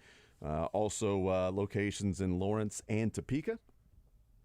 10 locations total. 913-381-810 is the phone number. And playing a little sports or leisure. It's been a few weeks since we've been able to play it, mainly because Josh just went out of town for no reason. And I took all of the Johnny's cards with me. Or it's because the Chiefs have had press conferences in the 1 o'clock hour the last few weeks. Could be either one. You know, whichever one you want to go with. Either way, back to playing a little sports or leisure. Here's how you play, in case you forgot or you haven't heard before. Give us a call, 913-381-810. Maybe you were born and then grew up since the last time we played. I mean, it's possible. That's also true. It's been decades. The phone number, 913-381-810. You give us a call, you get a sports question, and you get a leisure question. You get them both right, you win. Either of them wrong, you do lose. The question is out there, available for someone to call in and request. We do not give out the answer to the question until it is answered correctly, or we have just simply run out of time to play the little game we call sports or leisure. Now, Josh is back with apparently brand new categories, so we'll hear about those in just a second because he's had 3 weeks to work on brand new categories. Yep. I'm assuming he learned some things in Europe and maybe some other ideas. I have no idea, actually. I have no clue what the categories are. We don't share answers because then each of us can play the other person's categories, That's and right. that's fun for us. That's right. On the sports side, I've got some generic NFL. I've got Major League Baseball. And I've got your Jokicing, which are just questions where every single answer is oddly enough, Nikola Jokic. So really, you've got a good layup here. I feel like it's a free space. No, every single answer is something about what Jokic accomplished in the postseason and joining very small groups or player that has ever done that. So your Jokicing. You've got NFL, Major League Baseball, and you've got to be kidding me. This is all about Nikola Jokic. That's right. All right, on to the leisure. What are the categories? The first one is I should get better at geography. Just a bunch of questions about geography that are things I think most of us should know, but I at least often didn't. Then we have getting artsy, very much inspired by the European travels as well. Just some things about, fine art history. Nothing wacky. I believe in you, dear listeners. Then we have Seen on the Silver Screen, questions about movies that are either recently come out or are coming out very soon. I like it. And then this one, inspired by the season we are in, new category, Dog Days. Because we are in the dog days of the sports calendar right now, beginning tomorrow, perhaps, as mini camps have wrapped up today. But these are just questions about dogs and dog-adjacent things. So, woof, woof. You've got geography, art, movies, and dogs. I don't know what you're talking about. The Royals are off today, and then boom, they are right back at it tomorrow with a 3-game set against the Angels. I mean, dog days of summer. This thing is about to get purring. Meow. 913-3, don't do that again. 913-381-810. I'm ready to play. Josh, you good to go? Woof. Drake? I guess. Drake wears a lot of hats, and right now he's wearing about 4 of them. Right now, he looks like, I think there's a children's book that was called something like The Man Who Sold the Hats. He just was constantly wearing a tower of them. Drake's got a tower of hats on right now. Yes, he does. But we appreciate his main hat maybe being this. We appreciate one of the hats being this. All right, to the phone lines we go, 913-381-810. We bring in Avery to the conversation, to the game of sports or leisure. Avery, what side would you like to start with, sir? The sports side or the leisure side? I'll do geography. How confident are you, Avery? Talk to me. Very. Okay. All right. Good.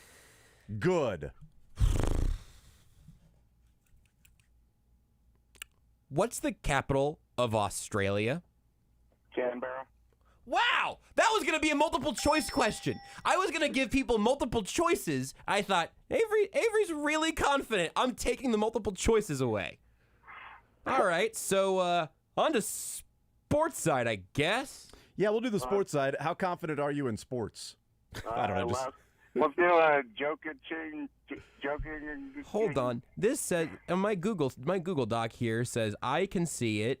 Beards' account can still see it. And who is avery.zonewinner@gmail.com? Get out of here, man. That's weird. You just have this updated Google Doc. It's ridiculous. It's an odd thing to use your hacking abilities to win $25. Just hack into like somebody else and just take their money as opposed to hacking into this to win $25 to Johnny's Tavern. It's weird. Also, only one side of it because that's only the leisure side. I don't have a Google Doc. Hardest geography question. I'm old school. I've got a Word document. I have to start encrypting my answers. Okay, so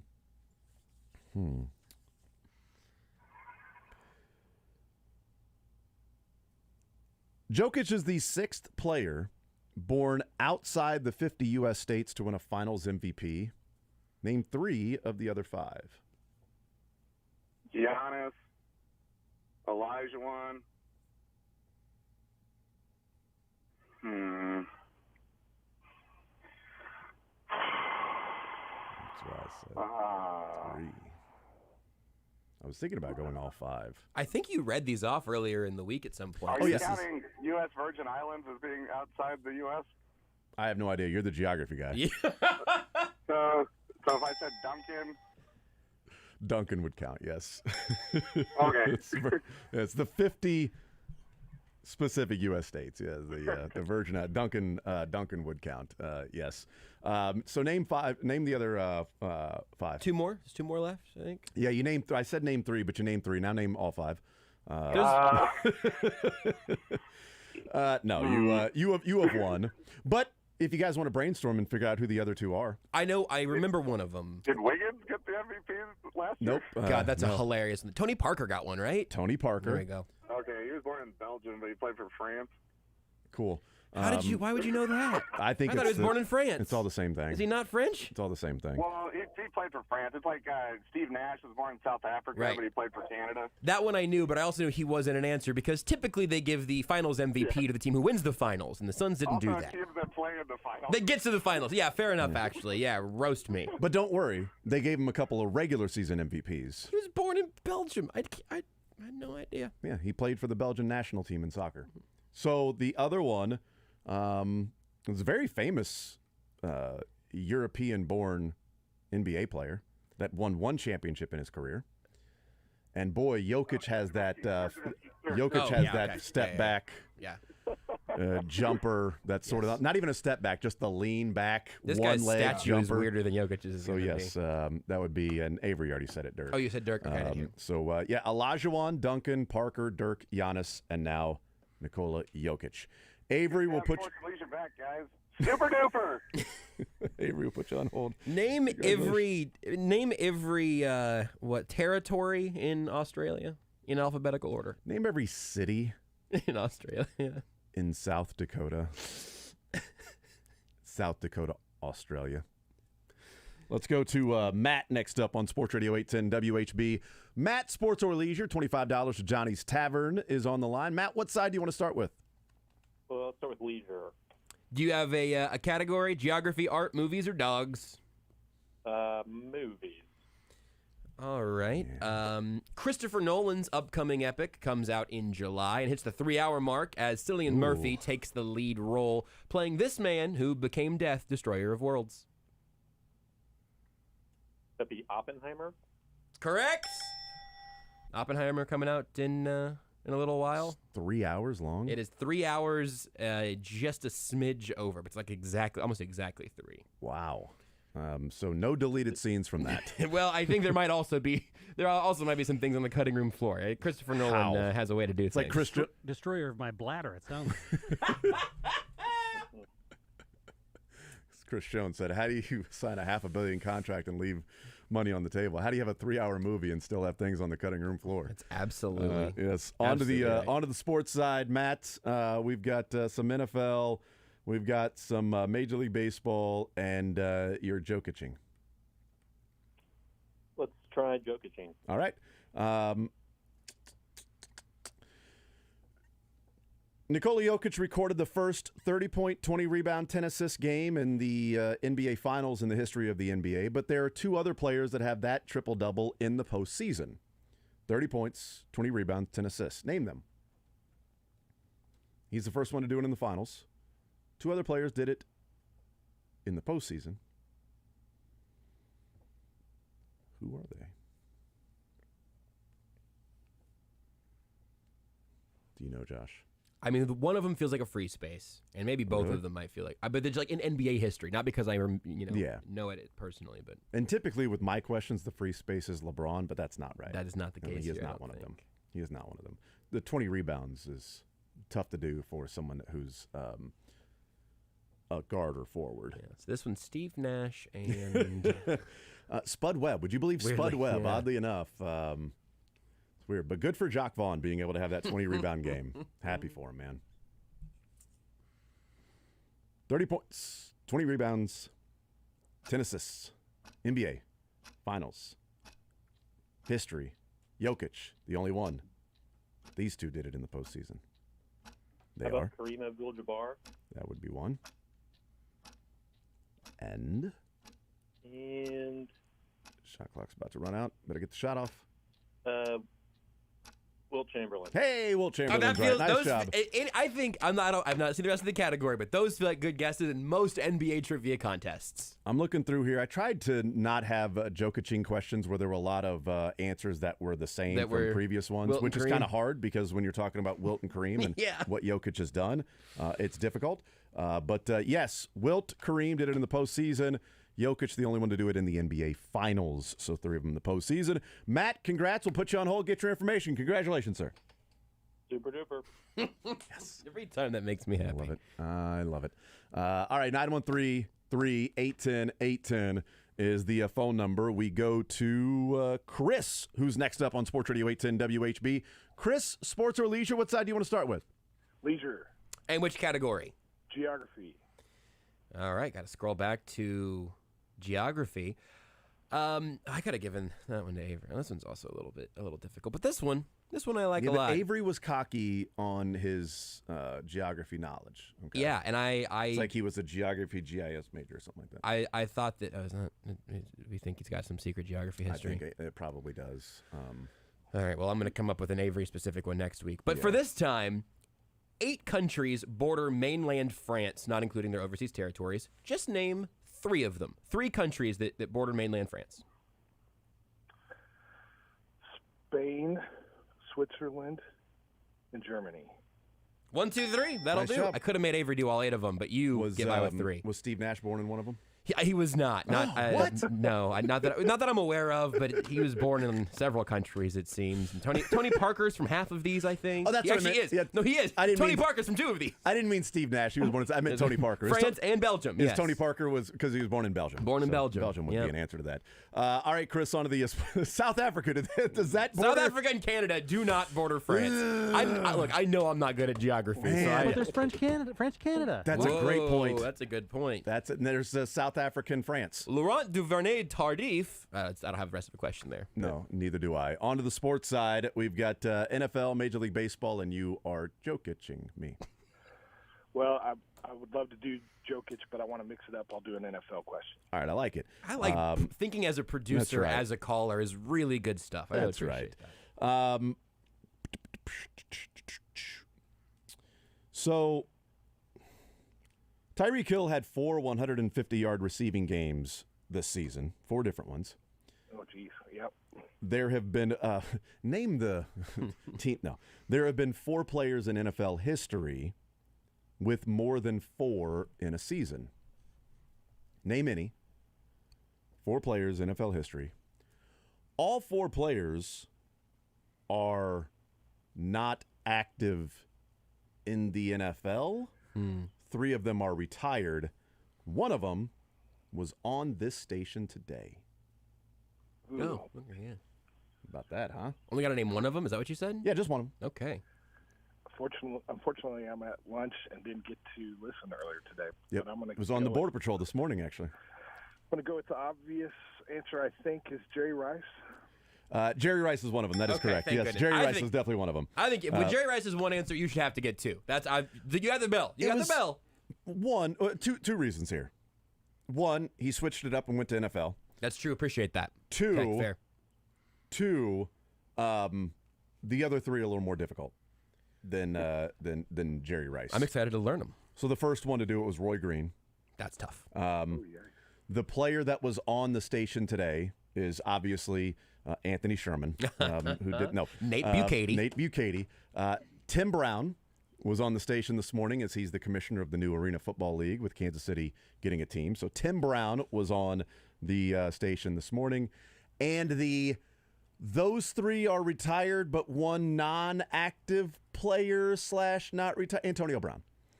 Is the other one. Okay. So All right. Roy Green, Jerry Rice, Tim Brown, Antonio Brown, and Tyreek Hill. And that is a winner for Chris, and we are 3 for 3. Chris, well done. We'll put you on hold, get your information. Congrats. You bet. All right, there's $25 to Johnny's Tavern. We are just, you know what? We got a lot of making up to do for winners. That's true. Because we're a few weeks behind, so we've got these gift cards that are just burning a hole in our pocket. And I feel like they've risen to the challenge, the callers of these questions. These have not been layups. No. I would have pushed for that one to be a two-bagger if you were listening to the Border Patrol this morning. But if you weren't, you gotta know Jerry Rice. And no, Rice, Wilt, and Kareem are gonna give you a pretty good chance to get some sports leisure questions. Also, sounds like the beginning of a recipe. Rice, Wilt, and Kareem. Yeah, you wilt some greens and add some Kareem to your rice, and it would have been nice if one of those answers was curry. That would have really been helpful. Perfect. You get brown rice, I guess. Antonio Brown. That's what maybe you can. All right, or Tim Brown. Or Tim Brown. Either of the Browns. That's two of them, I guess. Yes, either of the Browns. All right, let's go to Shane next up on Sports Radio 810 WHB. Playing a little sports or leisure. Shane, welcome into the show. What side do you want to start with, sports or leisure? Hi, guys. I want to start with the sports league. Can I do Jokic? Yes. Yep, you are Jokicing me. All right, so let's go with this one. Jokic becomes the third player in NBA history. You all right? Shane, are you okay? Is there a whale nearby, Shane? Are you on a tugboat right now? We're good. We're good. Okay. One if by land, two if by sea. What do you? The Golden Knights just scored another goal. Nice job, Horn. All right. Now, by the way, when the semi went by, did you actually do the horn signal to him or her? All right. Yeah, of course. So Jokic becomes the third player in NBA history with 500 points, 200 rebounds, and at least 150 assists in a single postseason run. Name either of the other two players. I will tell you, Kareem and Wilt and Jerry Rice. None of them are the answer to this, but 500 points, 200 rebounds, 150 assists in a single postseason run. Either of the other two players to have accomplished that. Plus, Kareem and Wilt would be tough for the 150 assists.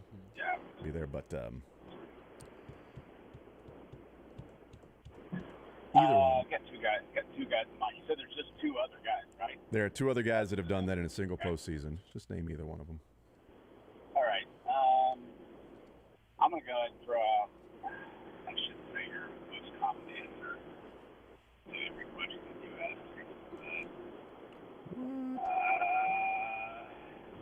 And I've also got another one in mind. Screw it up. I'm about to say LeBron James. You are correct. LeBron is one of them to do that. Who are your other one? You guess the other one. Magic Johnson? Nope, but in that era, Larry Bird. Makes sense. Larry Bird, LeBron, and now Nikola Jokic. So there you go. Shane, that was sports side, right? Yes. On to we should have the hockey horn now for him getting one right. onto the leisure side for you with Josh. What category would you like? Josh, who's the geography, please? All right. What's the capital Where of are Spain? you driving right now? Where's the geography? Where What are you? highway are you on? What's your latitude and longitude right now? What's the capital of Oddly Spain, enough, Shane? I'm in Europe. Oh, yeah. Capital of Spain. I'm going to say that's probably geography class. Let's say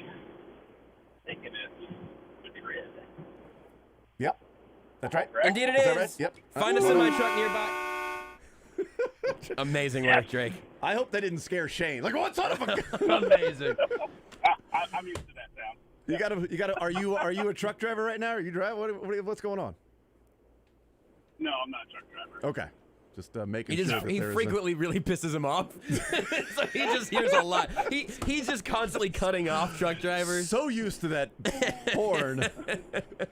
All right, Shane, we'll put you on hold to get your information. Congratulations, man.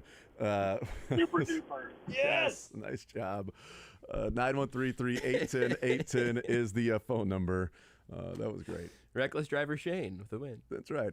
We will we'll take a timeout. We'll come back. We'll continue playing some sports or leisure. 913-381-810 to play some sports or leisure. $25 to Johnny's Tavern on the line. More right after this. Take the show with you by listening live on 810WHB.com, in the 810 mobile app, or by subscribing to The Zone wherever you get your podcasts. Hey guys, it's Todd Lebo here from my good friends at Robert Brogdon's Olathe Buick GMC and Olathe Kia. They're right across the street from each other out there at I-35 in Santa Fe in Olathe. They're the area's #1 GM dealer, but it's not about them. It's more about the customers. Customers receive a 90-day money-back guarantee for every new Buick or GMC. They've got an incredible selection of over 200 vehicles right now, including the new GMC Yukon, Sierra HDs, and the redesigned Canyon. And they got the best prices with up to $8,000 off some of the new GMC Sierras or $4,500 off some of the Buicks they've got going out there. You get a lot more details at robertbrogdon.com. And don't forget about the Kias just across the street on the south side of Santa Fe. They've got more and more inventory each and every week out there, but they go quickly. So if you're looking for a new car or a used car, check out robertbrogdon.com for the GMCs, the Buicks, or the Kias. And if you're looking for a job, they're hiring out there as well, all positions. They're looking for salespeople, detailers, service, the shop, supporters, everyone. Check them out there. Go out there and you can maybe get yourself a car or a job. It's Robert Brogdon's Olathe Buick GMC and Olathe Kia. They're out there at I-35 in Santa Fe.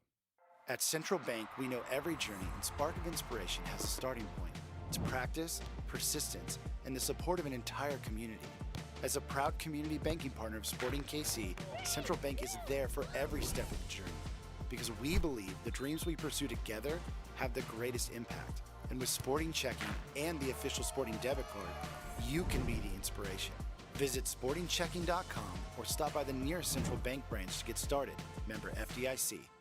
Twin Peaks is the best in the game. Here, your favorite drafts are poured at a frosty 29 degrees, and rare barrel-aged whiskeys are served just the way you want them. It's bigger game days and bolder fight nights. I mean, where else can you find a scratch kitchen that always comes in clutch? Every day, from lunch to late night. Only at Twin Peaks, the #1 sports bar. Get wings the way you want them. Try Twin Peaks wings, bone-in breaded, naked, smoked and grilled.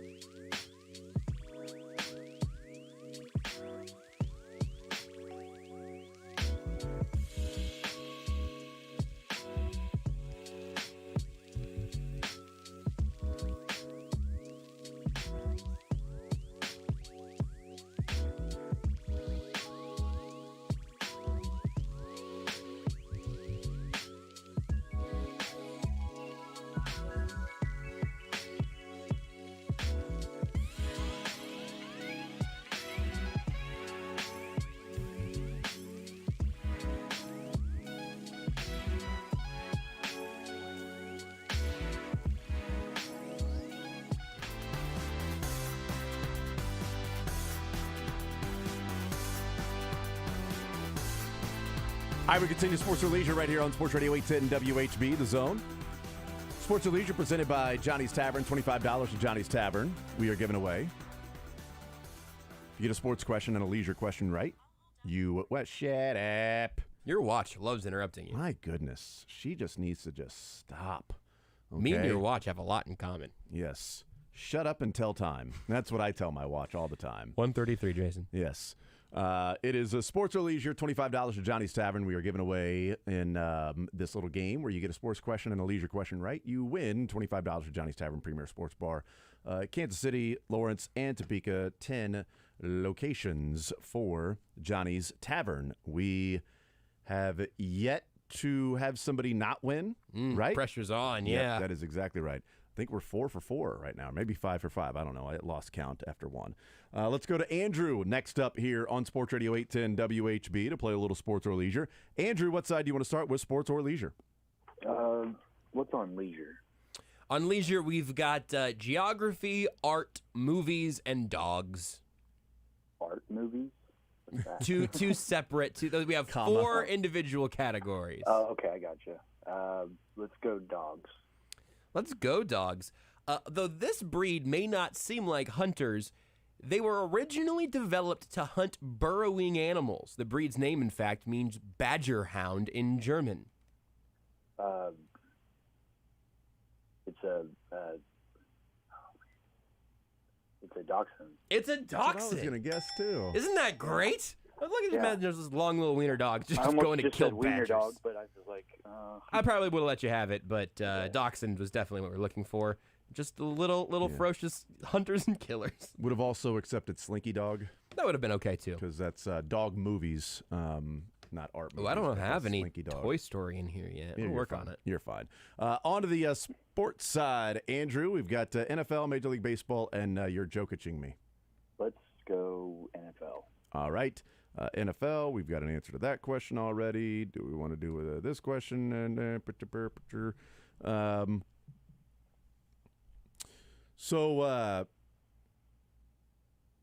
Dak Prescott became the 5th player with 4 passing touchdowns and a rushing touchdown in one game in NFL postseason history. Name any of the other 4 that have at least 4 passing touchdowns and a rushing touchdown in the postseason. I will tell you there are 2 active players and 2 retired players on this list. Mahomes is not one of them, just in case you were going to go Mahomes. Not one. Always a good guess, but yeah, but nope. 4 passing touchdowns and a rushing touchdown in one postseason game. 2 active, 2 retired. Name any of the 4. Yeah, 4. 2 acting.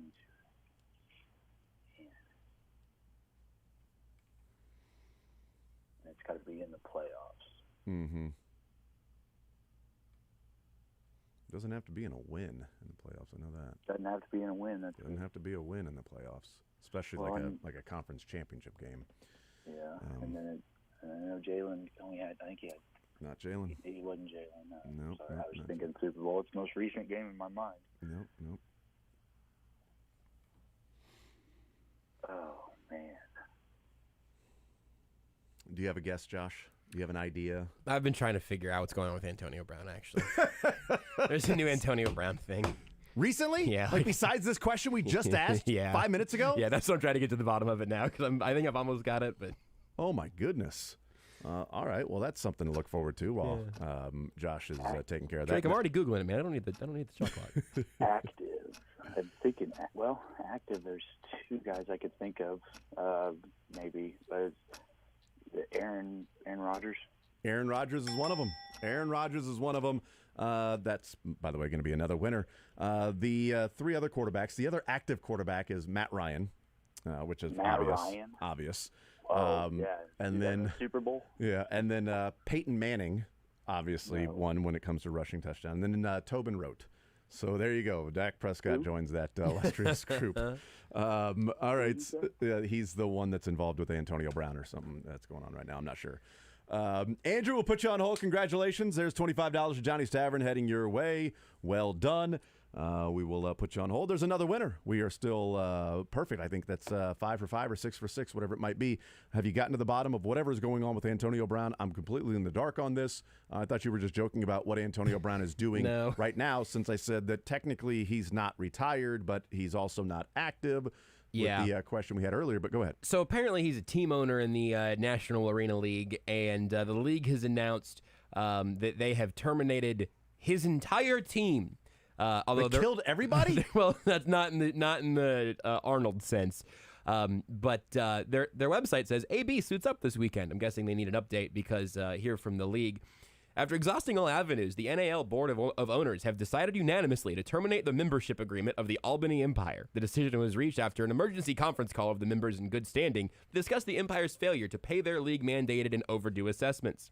Each team is responsible to pay for 1/7 of the league's operating budget via monthly assessment starting in April. Yeah. The Empire's owner, Antonio Brown, was also fined $1,000 for conduct detrimental to the league for his recent public comments. Mr. Brown refused to pay that fine. Remember this whole deal? I kept talking about it in Learn Funniest Best because he said that he owned the team and he didn't own the team and he wasn't paying the players and he was gonna play for the team and guys would coach for one game and then he'd fire them and it's just been and he wasn't he was a foreign national. It's been a whole drama and incredibly fun to watch. Yeah, see, you were I was gone for this. I was foreign land. Yeah, I was a foreign national when we talked about this. But with the Albany, whatever they're called, Albany Empire, and yeah, he denied that he owns the team, and that he is a foreign national. He assumed majority control on April 19th here, and on June 15th he was kicked out. Foreign national, but not a citizen of the United States at birth, is what he said. So was he gonna actually play? Did he play? I have no idea. No clue about all of that. So there you go. So that entire team has been terminated. I think that's extreme. It does sound harsh. Kind of real Hunger Games vibes. It really just simply kicked him out of the league. Yeah. So league officially terminates Albany Empire membership. I mean, Dan Snyder just was able to sell the team, and they're going to terminate this entire team. Should we be concerned the league can do that? The NFL, we always knew, could do that. They've just chosen not to so far. They are inelastic. There's nothing they can do that will affect them. This is really huge news for Dan Snyder and like Robert Sarver, like a few guys that now have some competition for the worst owner in Major League sports history, or just sports history. That's right. All right, let's go to Sean next up on Sports Radio 810 WHB. Sports or leisure, Sean? What side do you want to start with? Let's do leisure.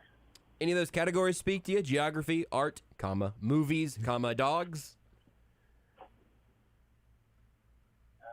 I'm not really a dog fan, so let's go with geography, I guess.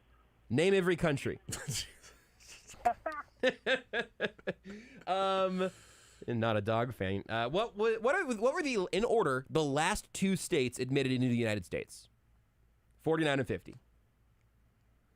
Same year, I believe. So then it wouldn't be in order, though. I guess you'd have to do it in order. Not simultaneously. Yeah, correct. Okay. Within the same year, they were both admitted. If I've got my facts straight, but they're not simultaneous. I'll trust you. You went to Europe, so I'll trust you. In order? Yeah, just 49. Well, I don't want to start giving any more hints away, but what was state 49 and what was state 50? So then it has to be Alaska and Hawaii then. Yeah. I'll tell you, you're on the right track. That's is that your submitted order? I'm not commenting either way, but it's kind of just those are the. I thought it was obvious those were the last two. Do you know which one was first? Which was second?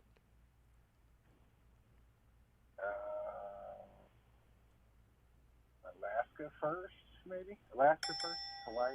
You got it. Nice Alaska job. was 49. Hawaii was 50. Both in Nice 1959. job.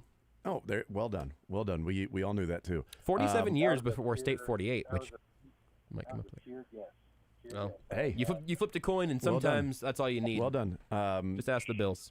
That was leisure, right? That was leisure. We haven't done sports yet? Correct. Okay. Starting with Sean, sports side, we've got NFL, Major League Baseball, and you're joking me. Let's do NFL. All right, NFL for you. The Chiefs have 6 interceptions in the 4 Super Bowls they've played in. Name, Name 2 players who have a Super Bowl interception for the Chiefs.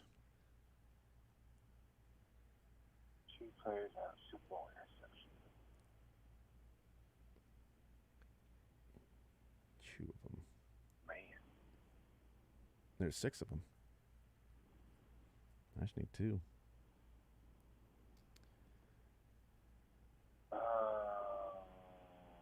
Two of them happened in one game of this recent run. Just in the Super Bowl only? Only Super Bowl. Super Bowl interceptions. Dale Carter was not one of them. Also Albert Lewis, unfortunately. Man, James Hasty. Let's go. So 2 of them. Let's go with... that new guy's name. Shoot. I'll throw Thornhill out there for one of them. Is that right? That is incorrect. Incorrect. No I'm one. the first loser. Sean, I appreciate it, man. You're the man. 913-3810810 is the phone number. That's all right. We'll get another streak started with that question out there for someone to call in and request if they know the answer to. 2 of the 6 Chiefs players to have an interception in a Super Bowl. We'll take a timeout. We'll come back. We will continue rolling and wrap up the final segment of Sports or Leisure presented by Johnny's Tavern right after this on Sports Radio 810 WHB. Want to see more of The Zone? Watch the show live on the Sports Radio 810 WHB Facebook, Twitter, YouTube, and Twitch.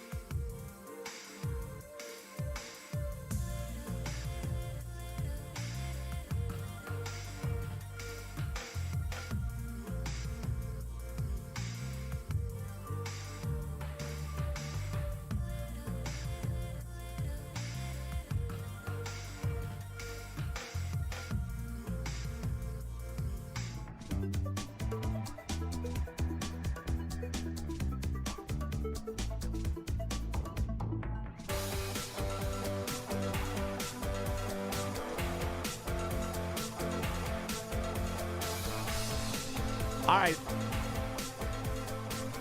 Let's continue Sports or Leisure. 913-381-810 is the phone number. 913-381-810. It is presented by Johnny's Tavern. The quick run-through on the categories, sports side, NFL, Major League Baseball, and you are joking me. What about on the leisure? And then we'll get to the final contestants here. I just think it's really good that you didn't try to just go with joke-itching me, because then we're like an inch away from jock-itch at that point. It's all really, it's tough to get these puns right. We have geography, art, movies, and dogs. Those are the categories. They all have funnier names, but we're almost out of time. Couple quick nuggets besides their parade today.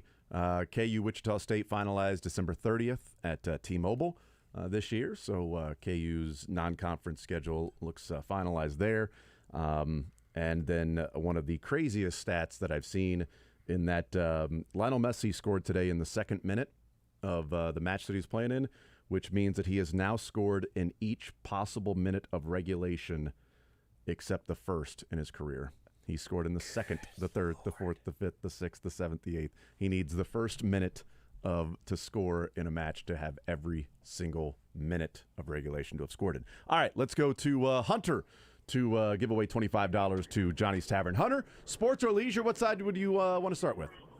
I'll pick that sports NFL one. Yes, Chiefs have 6 interceptions in 4 Super Bowls. Chiefs players, 6 players that have had interceptions in 4 Super Bowls. Name 3 players. Did I say 3? Name 2. Name 2 of the players who have a Super Bowl in the interception. Let's do Kendall Fuller and Bashaud Breeland. Well done. Same game. That's right. Kendall Fuller, Bashaud Breeland, Emmett Thomas, Johnny Robinson, Willie Lanier, and Willie Mitchell are the players that have an interception. But you got 2 of them in that same game. Leisure with Josh. Which category would you like? Let's do geography.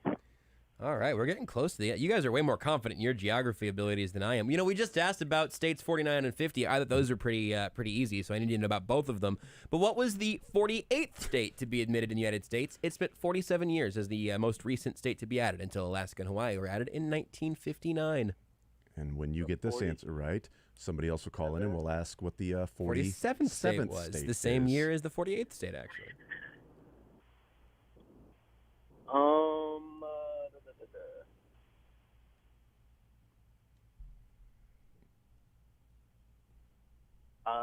Blind guess. Let's go.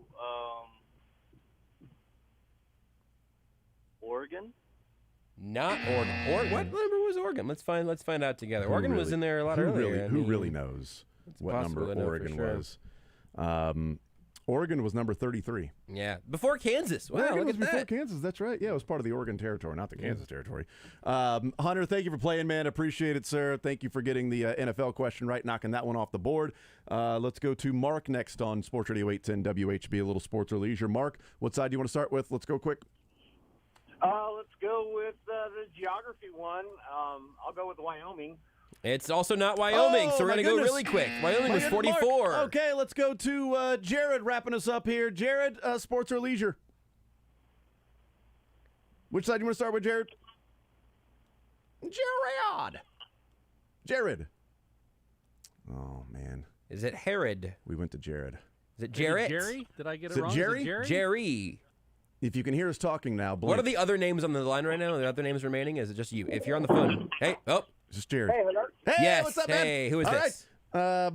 Sports or leisure? What side do you want to start with? Sports. Sports? Okay, we got NFL, Major League Baseball, and you're joking me. NFL. NFL for you. Okay, name a player for the Chiefs that they just drafted. Felix. There you go. Leisure with Corey. That's not my name, but do you know the 48th state? I don't know why I said Corey. My God. I am flustered right now. We are trying to get to break. Wyoming.